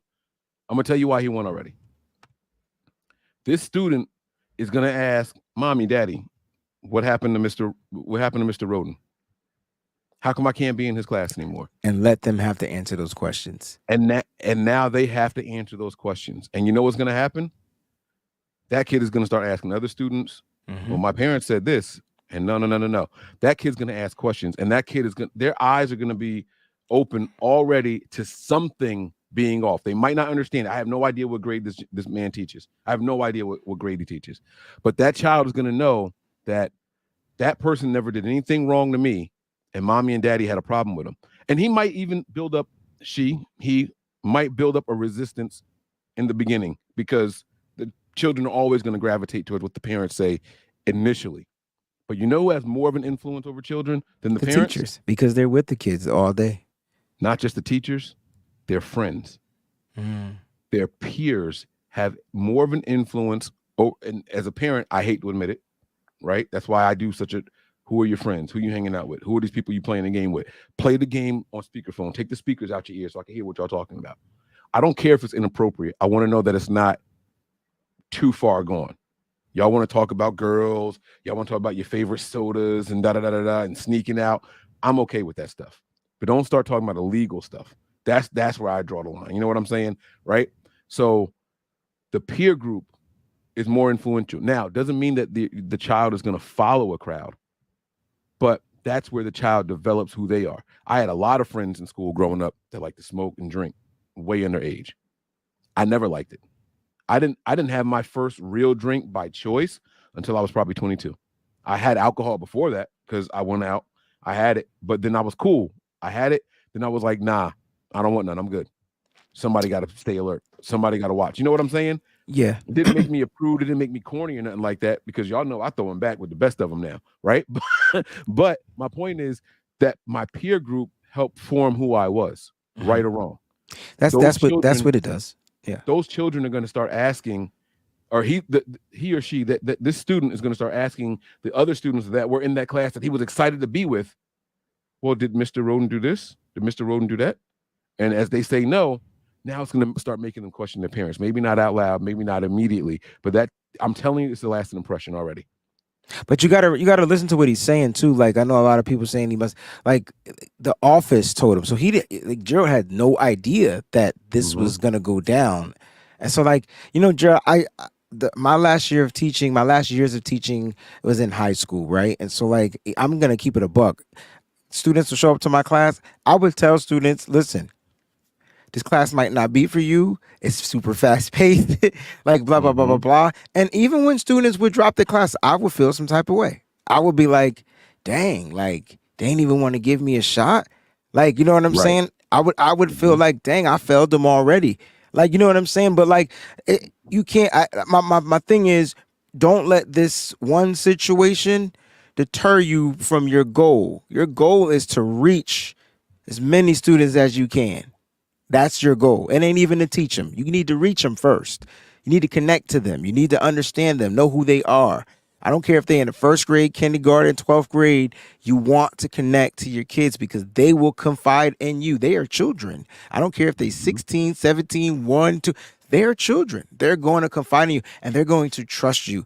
Build the relationships. Those relationships will just make everything so much easier. So I'm sorry you had to go through this. It sucks that you're experiencing this. And it's a tough situation, but I'm not sure how many other kids you got, but man, make them the flowers, man. You need to feed them seeds, man. Like that's how I look at it. Now you got me missing fucking teaching and I might have to go back. And, damn. And the thing, Mike, though, I was contemplating it, right? So my coworkers why I stopped inviting my coworkers out to my shows? Because they would start having school stories. Yeah. And then it would make me feel. So they came out last Friday, and I love them, Maggie and Maria and her husband. And they came out, and I'm just like, oh man, house school. Dang, I want to go back. Like, so yeah, man, I miss connecting. Right. And Gerald, don't be cursing people out that are anti-Niner fans on your Facebook. Oh, I do. Parents be looking at that shit too. I'm just, I got to let you know. Parents look at that kind of stuff too. So I don't know if that's what you're doing. I'm just joking with you here, but all jokes aside, don't let this break you. Let it make you a better person. That's all. So that's what we're hoping for. Breakups to makeups. There you go. We pulling for you, big dog. All right, rebound. I want to follow up on that later on. Okay. I want to follow up. Maybe they'll give you an explanation or something, but I would like a follow up if you don't mind. Don't have to be on here. If you want to DM me or something like that, Mike Andrews 83 is the Twitter handle. All right. 49ers Throwback has the next super chat of the evening. Thumbs up, I believe. Oh no, it's a wave. How's it going? Hope y'all doing well. Let's go Niners. We beating Pittsburgh. Period. Huh? Fist bam. Huh? Fernando, no. Ooh. Let's go. Is that Throwback's name Fernando? That's Fernando. How'd you know that? Because I know Fernando. Boy, man. Sorry. That wasn't my first choice of words. I know what your first choice was. I was happy about the edit, and then it was like pow right in the face. But I knew that you didn't mean it. Like it's cool. It's cool. It's okay. It's okay. Like, how do I know? Like, what you mean? How do I know? Because I know. Like, why you gotta ask me how I know? Throwback's been making super chats for years, and I've always just said, "Ain't my fault you don't know." Like, dang. But I'm terrible at the live. You know what? I'm gonna focus this year on getting to know my people better. Yeah, that's what it's all about. The community. Fernando, the only person I know that could cuss me out, and I just don't say nothing back. I just let it. I just let it happen. Absolutely. He put my business all on the street. Yo, I put out a tweet about Jake Moody's health. This motherfucker gonna comment, "You late." I'm like, I know I'm late. I had shit to do. But Fernando, it's all love, man. All love. What took you so long? That was 5 minutes ago. Yo, he's like, dude, you like social media late is fast too. It's by the way, so like, fast, yo. Don't be in a meeting somewhere. 30 seconds. Don't be in a meeting. I be trying. Hey, I don't got a media house. In the closet. I'm sorry, I'm back to it. It's about to be some shit. It's back. It's back. Chenille, what's going on? See, I know Chenille's name now. Because you met Niners season is back, and I get to watch my two favorite analysts, Mike and Breezy, go Niners. Can we stop right there at the hype before the hyphen? Because I've never been called an analyst before, and I don't care about the word favorite, but the fact that you acknowledged us as analysts just made my freaking night. Like, you know what I'm saying? Because Chenille, we put in so much time, money, like just to be better. You know what I mean? And I'm not saying I want to be an analyst, but the fact that he acknowledged us as being analysts just made my night. I'm having a moment. Know what it is? Sorry. It's that we go out of the way to bring what we call informed opinions, right? We might not do the X's and O's like the 70 other content creators out there, right? But That's what we do thing. is we watch and try to come up to an understanding for ourselves, right? And it's like this is what I saw when I watched it. We can show you, we can tell you, we can explain it. That presser breakdown that I did, honestly, so that overreaction show we were supposed to do together, and I went on my own. I don't know if you went back and watched it yet, and it's a long video, right? But it was the most open peek behind the curtain that people have ever seen of me, and how I hear things. It was, bro. When I tell you it was different, I was literally asking the chat, y'all didn't hear what I just heard? And I'm dying. Wayne, I promise you, I am cracking up. It went from lies to comedy, pure comedy, offended. Brock Purdy kept saying something that was really bothering me during his presser. This is what we thought was best for him. I think that's what you should do every week, yo. Well, that's a Patreon exclusive now. Like now I'm going to sit there and break down the presser. I think they like that. I think you want to get to know your community, then let them get to know you. And that's so you think I should do that here? I think you should do it here. I think that's your overreaction show. I think you're going live. Oh, the overreaction. Oh yeah. That is going to happen continuously. Yeah, I'm going to break down the ones from during the week. Gotcha. That because those are more. Just tell me to shut up. No. You're good. Shut up. That's what I was talking about, man. The overreaction ones are raw because their players' emotions, there's coaches' emotions and all that. They're going to have their little cue cards, but they got to really, really fight to keep it there. And I want to read through that. That's going to happen here on the channel. But the other ones are a little bit harder because they got their guard up, they prep for it, they're ready for it. Those are the ones that I'm going to break down on Patreon weekly. So that's where the difference is going to be. He said here, what's your thoughts on Purdy's arm strength after the surgery? Is it back from what you've seen so far? I did good. You see what I did there? Did you see what I did or no? You didn't see it? Did you correct yourself in reading? You edited? Yes. As you were reading? Yeah. Yes. That's what I meant. Because you said correct myself, but I wasn't wrong. But see, I'm about to do it. Don't make me No, you weren't wrong. No, I meant never mind. So what do you think you've seen from Purdy's arm? I haven't seen anything from Purdy's arm. That's my that's one of my biggest things. Like we've seen quick throws and check downs. That's it. So I can't tell you what his arm strength is. All I know is he's getting the ball out of his hand rapid, fast, quick, like he used to. As far as the velocity, it looks like there's zip on the ball. I mean, the one to Brandon Ayuk was so quick. It had to be quick though, because Brandon Ayuk in that route, he needed to be able to make a move after he caught the ball. So that was a good pass. Why I highlighted that one. I know people was like, well, Brandon Ayuk was wide open. It's not about him being wide open. It's about the ball getting to his fucking hand so quick so he could make that first cut and turn up for yards. You might not think that, but that's how I that's how I interpreted it, that particular throw. But I haven't seen much of his arm strength. I don't think it's been utilized. And I'm probably one of the only ones that is concerned that it's not the same and that we're going to start off slow. Like Kyle Shanahan talked about this past week that he was throwing 700 throws throughout the week in practice, and now it's about to be cut down to half, maybe even less than half than that. And so I'm like, huh? Because now it's like you did that so he can make sure he remained quarterback one? Like what was the purpose? Right. Damn, Mike, I'm getting like Mike. I got to stop hanging around Mike. Like, what was the purpose? Like, you made him quarterback one. So what was it that you made him? Because now maybe his arm is dangling. I don't know. But I tell you what, week one, I'm sure there will be a game plan for Brock Purdy to keep the throw, to get the throw out of his hand quick. Ian Sharp's arm management, for what? He ain't did nothing. I think it. I'm just saying, like, what is the arm management for? He's supposed to be healthy, ready to go, good to go. Now, all of a sudden, there's arm management. You didn't mention arm management prior to that. You had him. You had him on the count. Weird. Yeah, go ahead, Mike. You had him on. You're right. You're right. The count came, then the count went, and then it came back to something about 700 throws. That was the first time I ever heard that number all offseason. Well, that's why Matt asked him. Like, and that's why Kyle's like, I might get this number wrong. Where'd it come from? Where I don't know.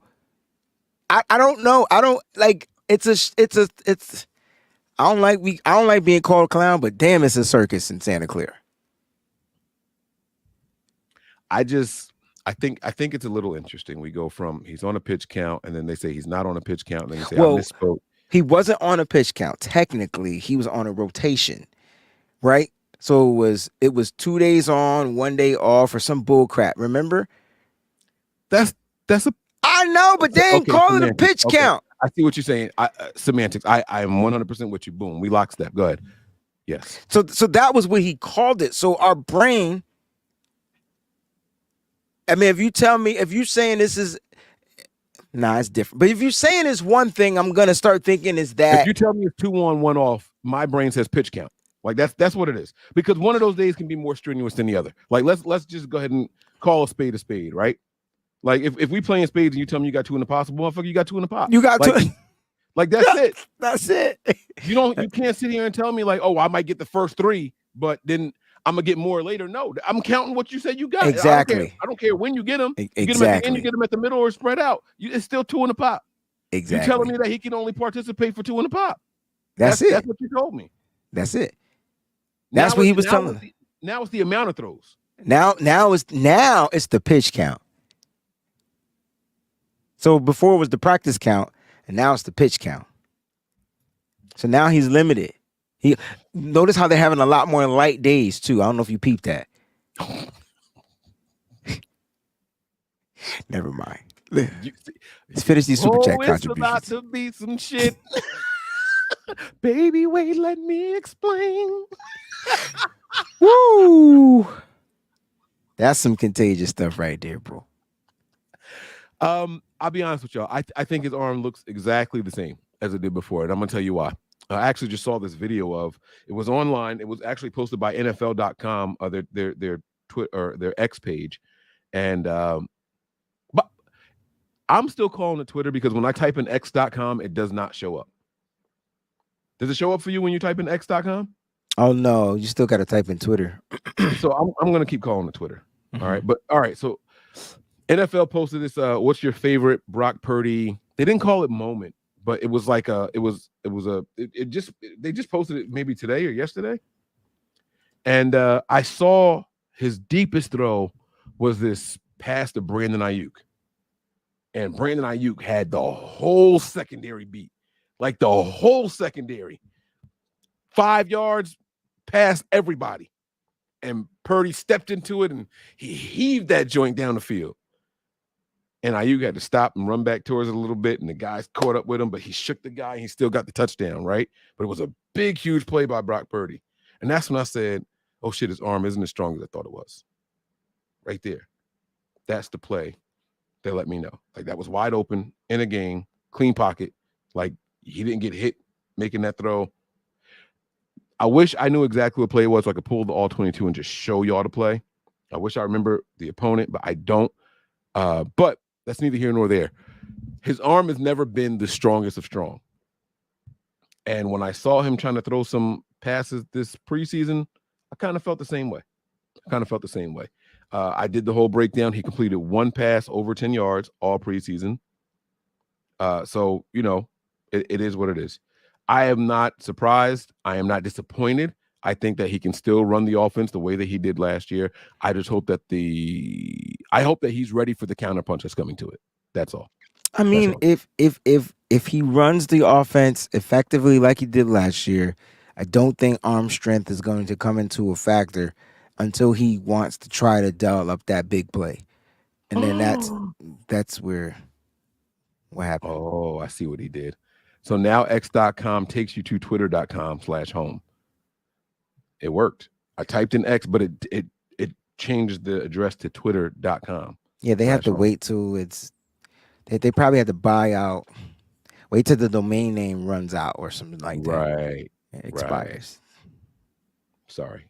Go ahead. You can go ahead and finish. I'm done. Sean. Oh, you go ahead. Oh, how did Poo Poo make this active roster? Who's Poo Poo? Sam Darnold? Wait, did I had it? How did Poo Poo? Why didn't we re-sign Willis? Why didn't we re-sign? Jordan Willis got released by the Jordan Raiders. Willis, the tight end? No, wait, the edge Jordan rusher? Willis, the edge rusher, yes. Who is Poo Poo? I don't know. Why don't you two know? Let's ask Rambo. Is he the black nonviolent Rambo? Just saying. Kyle doesn't know what he's thinking, Breezy. You're right. I said I was trying to think. That's the only thing I understand. I was trying to think like Kyle, and Kyle doesn't know what he's thinking. You are 100% correct, Sean. Y'all want Rambo? I've seen Rambo mentioned like 3 times in here tonight. Rambo's a cool guy. If y'all want Rambo, then god dang it, let's do Rambo, baby. I can do it. Yeah. The Niners are back. This is gonna be so much fun. And I need some cat food. All right, that's all I got, guys. I gotta breathe. I don't know how he does that shit. I'm sorry. I'm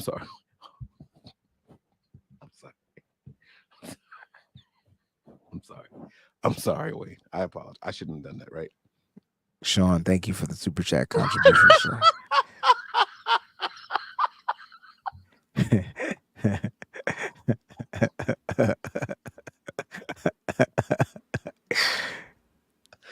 I'm taking my ass to bed, man. I hope so.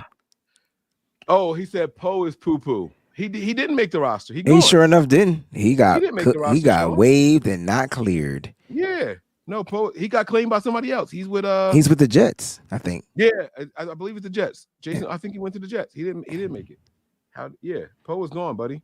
So you got. He didn't get claimed. They just signed him. He didn't clear. He cleared waivers. Oh, he cleared waivers and he signed there. Oh, my bad. I forgot to put up the next one here. Come on, you got this one too. I'm still looking for that play that they did with Brock Purdy. All right. How do you say the name? Chenille. Okay. Breezy, I really like the sound of that new Shure mic you're using. Mike has the same one. I hope you like Mike's as well. Better than before. Thank you. Mike, you're fine. Oh, he said that. See, this is why you read the whole damn thing through. You know what I'm saying? Yeah. Sounds like a criticism I received when I was on your show, but it's cool. Y'all go ahead. Rock out, baby. I'm not on mute again. It's not a criticism, Mike. Anyway, Mike, you sound good. I just want to let y'all know. I still want to try my other mic like this. You listening to DJ Easy. I want to make it clear that I never sat with a mic this close to me. So, but it's so much better. My camera is way over there, my microphone was like underneath my camera. You look so more professional too, Mike. But I hate this arm in my face. I feel like I can't even say what I feel like because it's not appropriate. All right, here, you got one more. And then I'm still looking for this post. How come I got to read all Sean's contributions? All right, I'll read this when you look. Oh, you can't. You said you were high on trays, Breezy, in Dallas. You smoking trays in Dallas? It's that pentagram that they have in the middle of the field. The symbol of the devil, it is. Devil don't wear Prada. He wears silver, white, and blue. What? Cowboys have silver in their thing? Yeah, they have silver. I never knew that the silver was part of the Cowboys. Oh, wait. Yes, I did. They're pants. Wait. What color are the Cowboys pants? They do have silver, though. No, that's the Lions. No, Mike. It's a different silver. The Cowboys are blue, white, and gray. It's gray. It's not silver. It's gray. The Raiders are silver and black. Mm-hmm. Cowboys are gray. Right?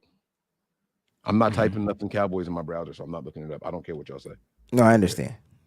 I was high on Trey, though. I told y'all that. Y'all knew that. Y'all watched the shows.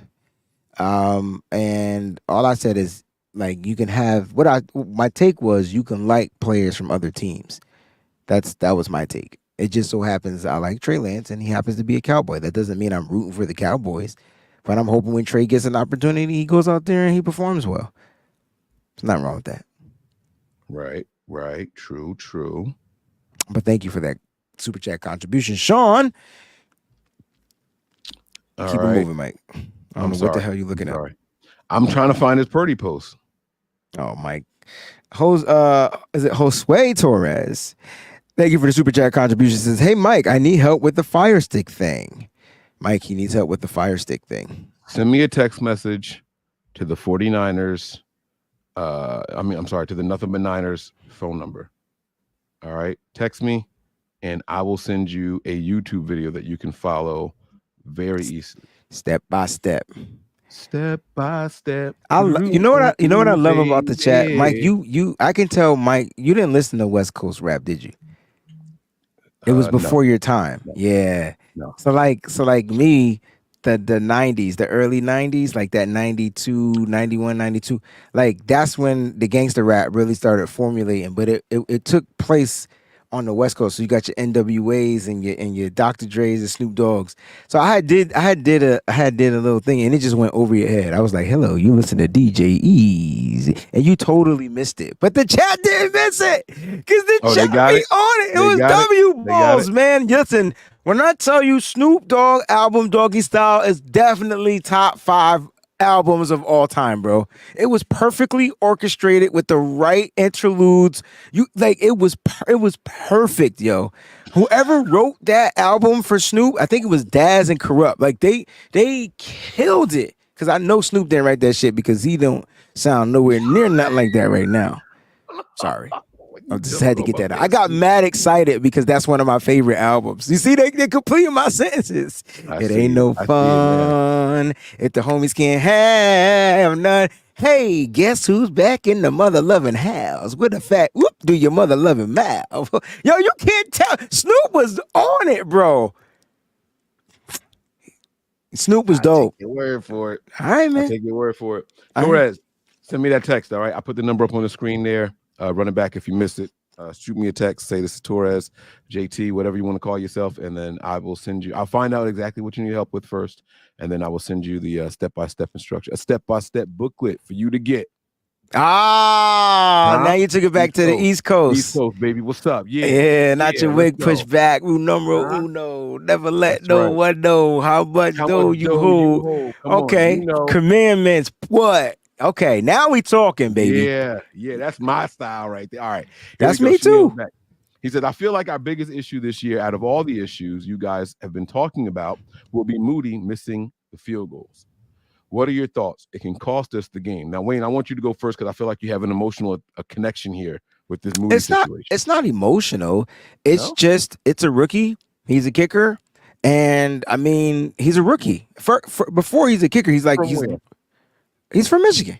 But they know that. They know that, Mike. What's your college team? That would be my emotional tie to it. So, but but I'm trying to give you not an emotional tie take. I'm trying to give you a take to where not all rookies are going to come in and perform right away. So, like, you got to give him some time. And I know he's a kicker, and the expectations are really high, but he's got to kick. He's got to get out there and kick. The more he kicks, the more he can just write them joints off. It's not like he was perfect in practice, but he has to kick. And so, like, what do you want to do? You can go get another kicker and spend money, or you can rock with the rookie draft pick and hope that he pans out. That's what draft picks are for. Not all draft picks are going to pan out. Wait, I've been live on the wrong channel this whole time. Why am I live? Oh my God. What are you talking about? Nothing. It's fine. It's fine. Shanil, I agree. I am a little concerned with Moody. I'm hoping that the Niners aren't in a lot of games decided by 3 or less points, because if that's the case, I will not favor the Niners when making picks. I just haven't seen anything to give me any confidence. And I understand how good of a kicker he was in college. I understand the phenomenal things that he was doing in practice. But when the game has been on the line, those weren't even real games. That was preseason. Like, it's only going to get more tense. It's only going to get more stressful when the games actually mean something. And I just haven't seen anything to give me any faith in him at all. I was completely okay with the Niners putting him on IR and him not making the 53, sitting him for a year and letting him be there you go. I got you, JT. And letting him be the kicker of the future. I was completely okay with that. But at some point, he's still got to come in the game, Mike, and fucking kick. It makes zero sense. He does. No, what you're saying makes zero. What you said just made 0 sense. It made not even 0.01 cents. Like you said, I make as much sense as your head coach. I was willing to give him year 2. Mike, that doesn't make any sense when you're talking about a kid that needs reps. Like, the kid needs to go out there and kick. So you telling me you going who he gonna learn behind? It ain't like he learning behind a all-pro kicker. Like, it ain't Justin Tucker. He gonna come in here and learn behind to sit. He gonna sit on the couch, not get any reps, and then when he gets in the game, he's still gonna do the same stuff because he didn't get the reps. Kicking on the side during practice. You just told me practice don't matter. He could kick in practice. That's not the point. The point is that the game situations, right? So what you're saying is Kyle could do it with a quarterback, and I can't do it with a kicker. No, that's not what I'm saying. That's not what I'm saying. Well, and you ain't Kyle. No. My thing is, you drafted this kid, let him go out there and kick. You already didn't let a quarterback develop, so now you're not going to develop the kicker? That ain't what happened? Okay. So we just I feel like it's the Twilight Zone sometimes. So we just gonna take the losses that the kid. Like, who said we was gonna lose? Like, you're okay. I get it. You're not convinced. Fine. What did he kick? 60% in the preseason. He went 3 for 5. Okay, that's cool. What's that percentage? 3 for 5 in the preseason. He only missed 2 kicks and an extra point. He only attempted 3. He attempted more than 3. No. Oh, so then he went. Yeah. Yes, sir. He went 33%. He only attempted 3. The third one was the game winner. No, because he kicked 3 field goals in that last game. He missed 2 in the first game. Kicked 3 in the. He went 3 for 3 in the last game, Mike. Where the fuck you been, bro? He didn't play in the last game. I'm talking about the game he played in, Mike. His last game, he went 3 for 3 and missed an extra point. No, okay. No, that's not. I don't think that's right. I'm gonna look it up. You can say it's not right, but I know I'm right because I'm always right. But at the end of the day, he missed 2. He missed 2 against the Raiders. He went 3 for 3 against the Broncos because I was gonna give him props until he missed that freaking extra point. Wayne, we had 21 points. That's 3 touchdowns. That's 21 points. No, he missed extra point. He missed 1 extra point. He didn't get a chance to attempt. He didn't get a chance to attempt another extra point because somebody got a fucking penalty, and then we had to go for a 2-point. Oh, Brandon Ayuk came out on the field during the touchdown celebration, and we had to go for a 2-point. I think you're right. Because he kicked the field goal. It was 18. So there was something. You're right. There was something different in there. You're right about that. I got a question. How come I can't click like box score anymore for games that are on the schedule? Like where do you get to pull that up anymore? If you go to 49ers.com and go to schedule, I never go to 49ers.com. Mike, just go to ESPN. I don't understand. It used to be. We're not arguing over a kicker. Mike just said that he didn't do something, and I'm saying he did. So Mike's gonna do the right thing and look it up. I think Wayne is actually right because I'm thinking about it. He kicked the game-winning field goal. Remember, they wanted to trade but he also kicked 2 other field goals in that game. Right. So he went 3 for 3 in the game. He just missed the one extra point opportunity he had. He missed. I think you're right. I do think you're right. And let me see. Okay, here we go. Field goal. Jake Moody. That was the first score of the game right there. Just go to the box. 10 plays, 69 yards right there. And then it was a touchdown. And then it was another field goal by Jake Moody, 43 yards. And then he clicked the other. Yeah, so he was 3 for 3. So you're right. You're right. So 3 for 5, which is what's that percentage? That's 60-something%. No, it was times 20, 60 exactly. 60%. Yeah. So that was his for a rookie. That ain't bad. Now give him more kicks. Very good. All right. You got that. Touche, my friend. Touche. I saw the 21, and I don't know why my brain didn't even tell me, like, Mike, do some more math in that, because I know he kicked the game-winning field goal. I know that. You know what I'm saying? So I should have been thinking. Yeah, I just think he's going to get better with more reps, like what Wayne was saying. We actually agree on it. I just, wasn't willing to sacrifice games. I was going to ask you, Wayne, if the Niners are down by 1 with 2 seconds left in the game, you bring him out there. Yeah. How else is he going to get it?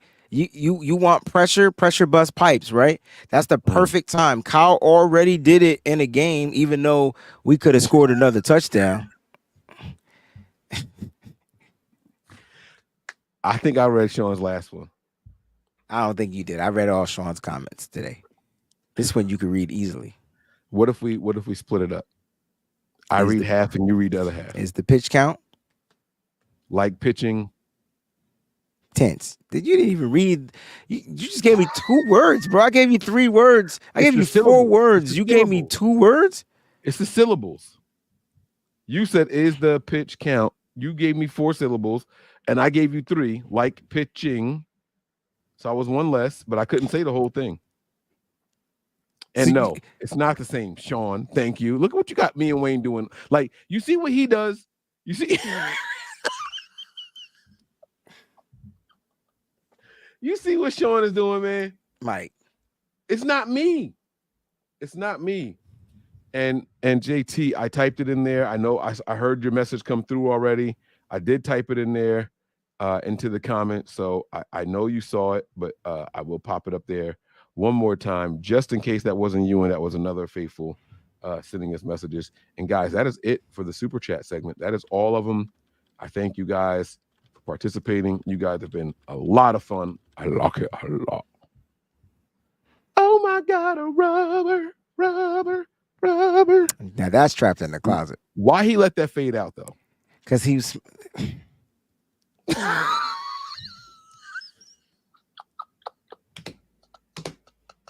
Hey man, what's the last thing that you bought that was fun from Amazon? Like a purchase that you made that you had a lot of fun with on Amazon.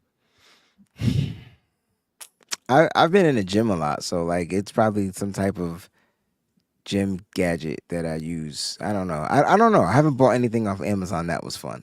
Everything I buy, like I really need. Like, you know what I mean? So like, I think the last thing I bought was my drum mic, which is dope. Like it's a drum mic. So for the bass drum, so when I do my shows, I mic the bass drum so it could give that, because I use subs, so it gives that. The little joint that you put on the thing. Nah, so it's an actual. So this mic is flat. And you stick it in the drum head, and so like it just covers the surface area of the drum so well. Opposed to me putting like my Shure mic on the outside and kind of sticking it toward the hole, like putting it in front of the hole. But that junk is dope, and it was like $200 cheaper than the mic that I already had. So shake weight. I'm not buying no shake weights. They're just expensive anyway. Remember they be coming out with all them gadgets. Remember that one that weight that have all the weights on it and it's like one weight? Never mind. You just gotta be nasty. I'm going to bed. All I could think about was the commercial. That news show. The news, yes, and the dude was like, "Well, I got this little white one here. It's not that hard." And then the lady was like, Well, Tyrone has the big black one.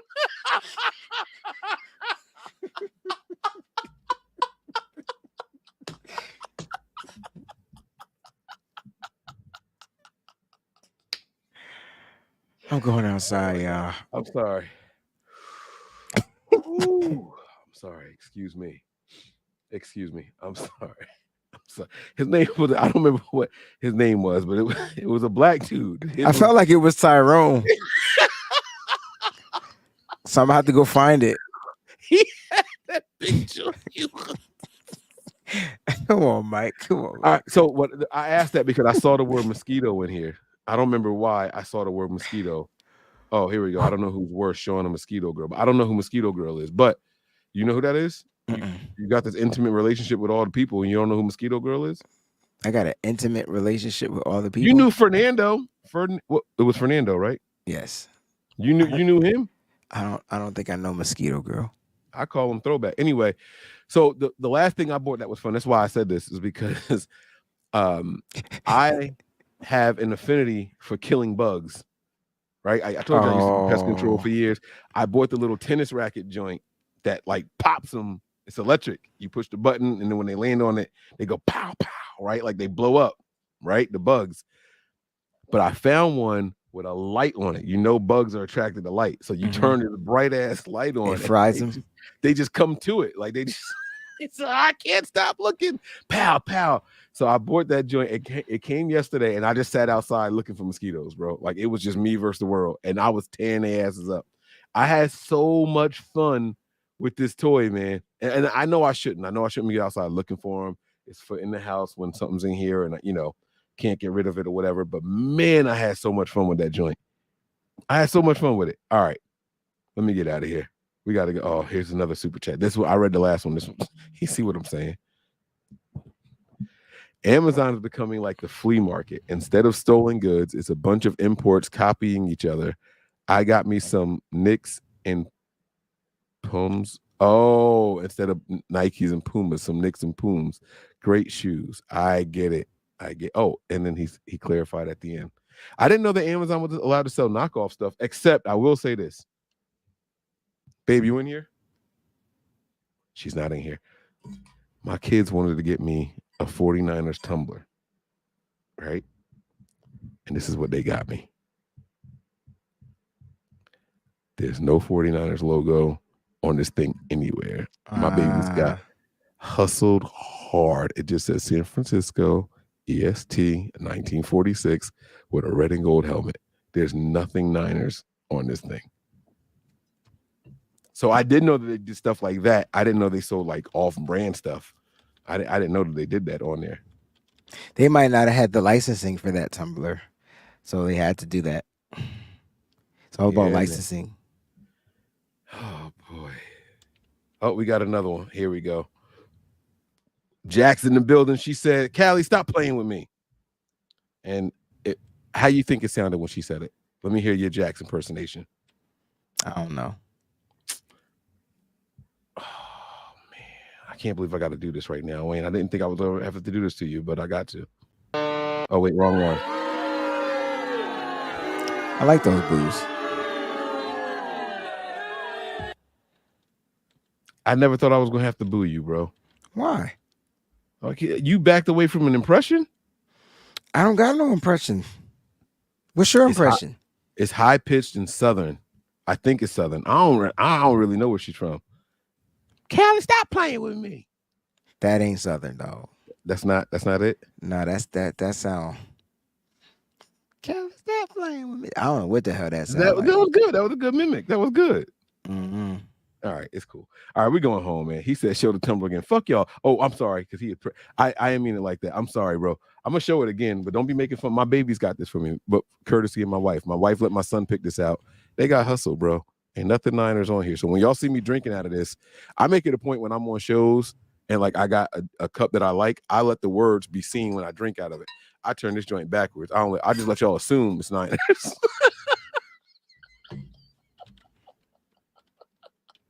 Respucia. Respucia. That's how you sound. That's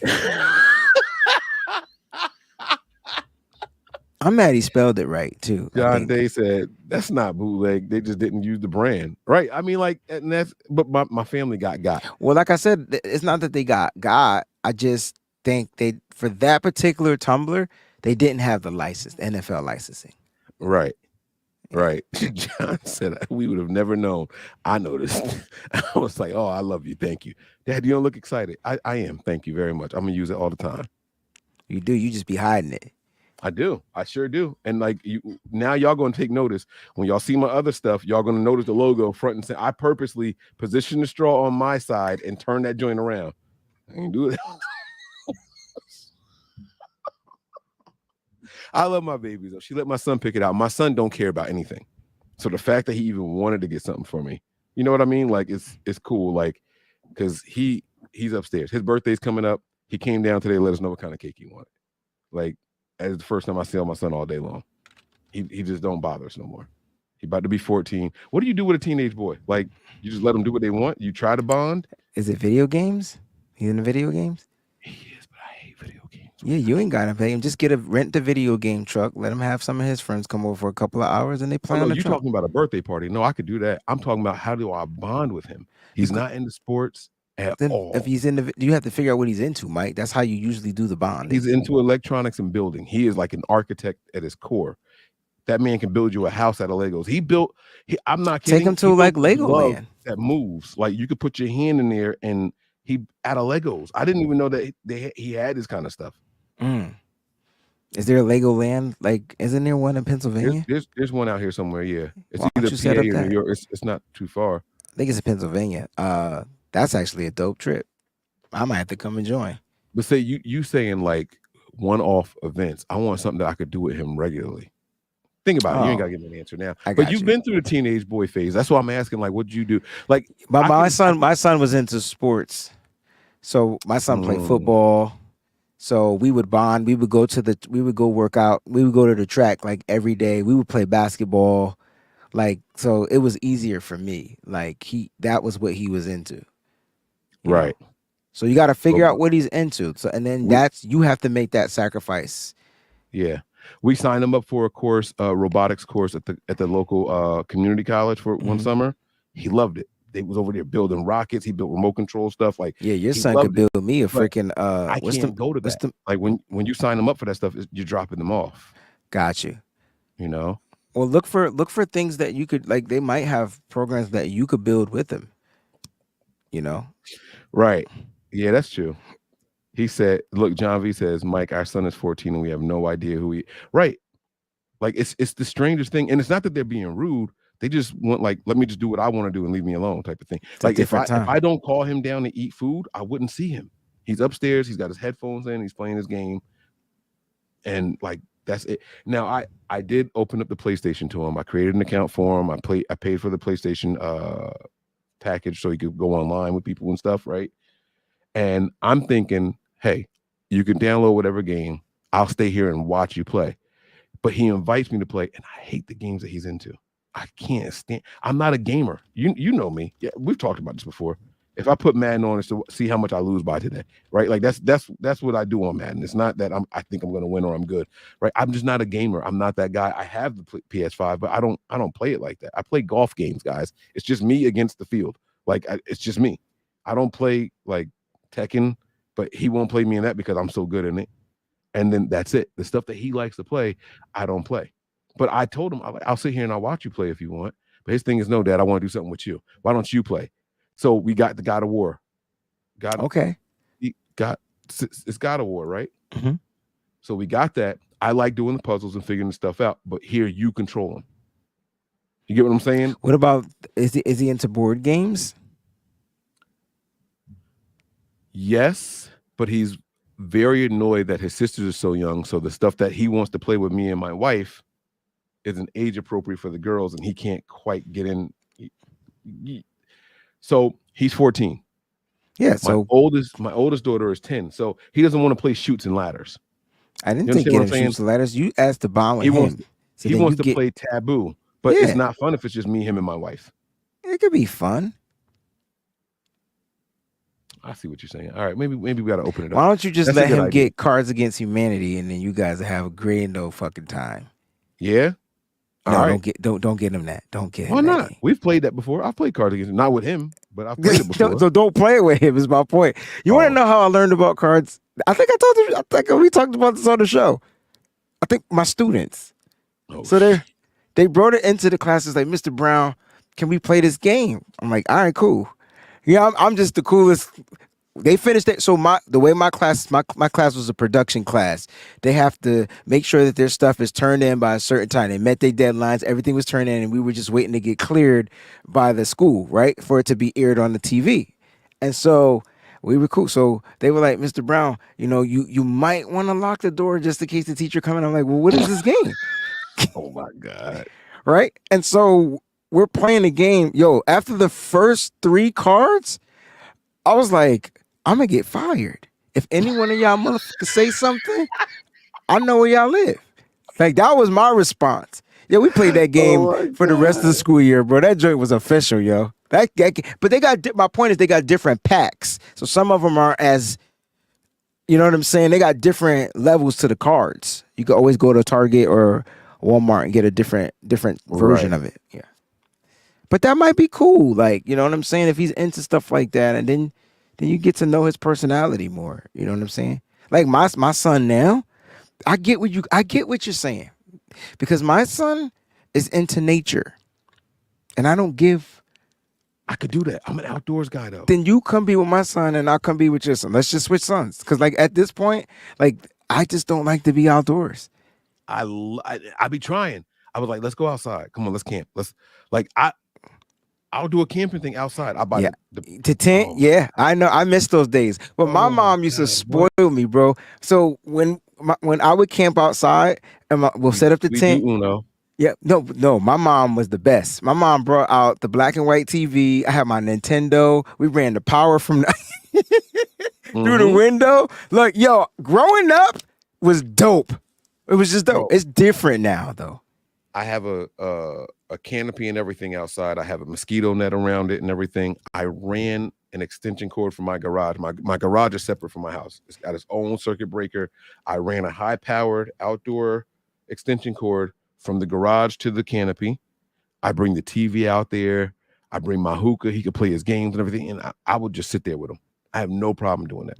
But I don't know if that counts as bonding because it's like him just doing what he's doing. I'm sitting there with him, and we're talking to each other, but he's into the game. And like to me, I like that. Like I'm seeing my son be himself. I'm cool with that kind of stuff. Spending time is bonding. You can bond through language and talking and communicating. You could bond just being there in the vicinity. Like, so what I'm learning to do with my youngest son is just to be around him more. Like, you know what I'm saying? Just to let him know that I'm watching, I'm seeing the things he likes to do. We'll go out and collect bugs. I'll be like, we gotta throw these bugs out as soon as we collect them. I'm not. But the thing is, he knows everything. He knows all the bugs, all the birds. My son can tell you what type of bird is flying around. Wait till he's only 6. Different plants. Wait till he gets into different plants. He's getting into the plants now because my brother is an agricultural and farming person. Oh my God! And so they built a garden in the backyard. So now Rome is growing strawberries and all this type of stuff. And I'm just like, man, just let me know when they're done. Like that's just me. It's over for you, bro. That's it. I love it. Oh, that sounds like so much fun. But I am gonna do some more things with him. I'm gonna get him back involved. He told me like on a whim that he liked playing basketball, bro. I went and bought the outdoor court. I can't wait till my son gets into sports. As soon as he said it, I went and got it. We would play horse. You know, I was teaching him to dribble. I said, hey, we're gonna walk the dog today. I said, if you really want to play, because I'm like, if you want to get into it, I'm gonna support you 100%, right? If you really want to get into it, I said, this is how you make a basketball team in high school. Dribble. They need someone who can carry the ball up and down the court. So I said, well, let's go for walks with the dog. I said, from now on, when we walk the dog, I want you to dribble the ball. I'll carry the dog. You just walk with us and you dribble. You work on your handles. That's it. Do that. Lasted for like a week or two, and then it was kind of like, I don't really want to do that today. It's like, all right, you want to go outside and play horse? You know, because he can't beat me one-on-one. Like I'm still nice. I'm sorry, I'm still bodying him on the board. You know what I mean? Like, yeah, that's dope. But at least he'll do that. My son is into different sports, like swimming and golf. his Wait, grand. you don't get down with golf though? Golf is can't, cool. I can't yet, yo. I'm not What? I'm not in the mental of golf. I think you think too fast for golf. I think way too fast for golf. It's a super patient game, and I so. can see that. But I think he wants to do baseball, so that might be something cool. I played baseball all my life into college, so that might be cool getting him into that. But then That's what's up. yeah. But I'm trying not to be that hard ass. I gotta. It's tough. It's a balance. It's a balance. It's super that's balance. what we all here for. We want to be better than the.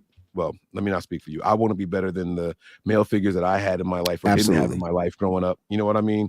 And I want to make sure that, it's sincere. I don't want to force anything on them. I've never asked my kids to cheer for the 49ers or none of that stuff. I'm Speaking of that, let's have this conversation, Mike, because you were onto something. So this morning, yesterday, Rome and I, we were sitting down. He was playing, I think, Mario Kart. And I was like, okay, so since you're playing the game, do you mind if I watch the TV? So you can't do both. It's like impossible, even though I know you can, but it's impossible. So he's like, sure. He's like, what are you going to watch? It's like, well, I'm going to turn to the football. And so on NFL Network, they were showing stuff about the 49ers. And he was like, Dad, that's our team. So then he went to go put on his helmet. He was like, I didn't ask him to. He went to go put on his football helmet so we could watch the team. He thought there was a game coming on. So when I say I'm going to watch football, he's trying to bond with me, thinking that there's a game coming on. Oh my God. But the only reason why I don't watch football with him because I'm too loud and I can't temper it. I can't calm that down and some cursing and whatnot. Yeah, and so it scares him when I get really loud. Yeah. And so today he was like, I was like, so Rome, what's your favorite football team? So he says the 49ers, but I like the Dolphins. And he started naming teams of his favorite animals. Colors. Oh, animals. Yes. Okay, so that was his connection, yo. And I was like, yeah, but your favorite team is the 49ers. You just like the other teams. He was like, well, Dad, you can like more than one team. I was like, no, he taught you can't. something. Yeah. I was like, no, you can't. I was like, you can, but you can't. I think that's what I said. Like, you're right, but you can't. We had a dope bonding moment on his way to school this morning. He went to the first grade today. So the fact that he's super aware is so dope. I'm not to me. gonna hold you. Tiger's been my favorite animal for most of my He life. said the Tigers, but I don't think he knew that they were a baseball team. No, the Bengals. He's talking about the Bengals. I don't think he was talking about the Bengals though. I think he was talking about the actual baseball team. Oh, okay. I'm about to say because the Bengal Tiger, I like the Bengals for all of a month. You know what I mean? I was telling people that was my team for a month because I like Tigers. So I like the Dolphins at one point because of the colors. I thought they had a very they have the best cover. They have the best color scheme. Yeah. So all the Miami teams do because I like the basketball pink and black. I like when they go to that different that future color. Yeah, the Miami. Yeah, Miami's cool. My son did ask me one thing that I'm excited about. We'll wrap this thing up. We've been going on for a long time, but he was like, Dad, when do I get to learn to drive? What? I said, as soon as you turn 14. And his birthday is coming up. It's coming up. All right. Yep. That's dope. Bro. Next year will be permit time. I got the parking lot picked out and everything already. I got parking lot pimping. I bought a Lincoln car. So I'm getting ready to get that up on the road and get him. Oh man, I'm ready. Like that's where we're going to bond. I know that's going to happen, but that could also be stressful because I'm not going to say I'm a bad teacher because I don't know yet, but I'm an impatient person at times. But you could play golf.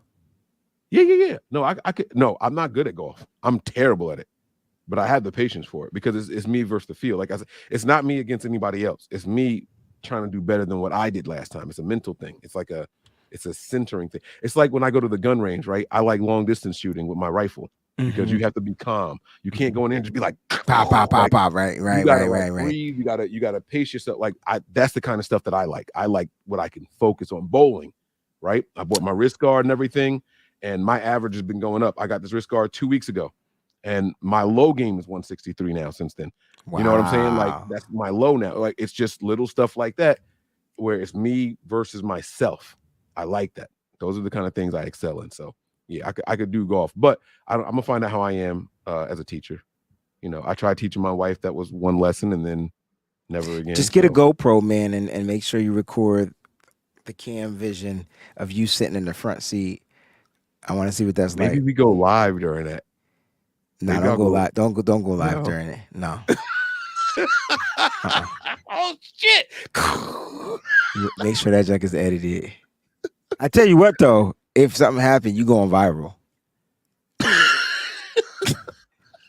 It ain't got to be nothing negative. I mean, he could run over a damn nail for all I care. I'm just saying, anything, your reaction will go viral is what I'm saying. Yeah. No, I know what you mean.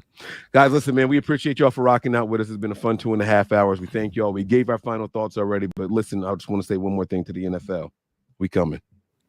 Facts. We coming. That's all I got for y'all, man. Wayne, you ready to get out of here? Let's do it, baby. Prepare for glory. Anticipate pain. But always remain faithful, y'all. We'll see y'all soon. Peace. We all gas, no brakes, pumped up, no fakes. We spinning, we winning, we high stakes. We never miss, we all makes. Look at us dudes trying to prove, bringing you news with nothing to lose. Mike, Nick, Tony, Wayne, Method Man, we bring the pain. Hey, see, I'ma confess it. We under the pressure. If you looking to find us, we them nothing but Niners. Nothing but Niners. We nothing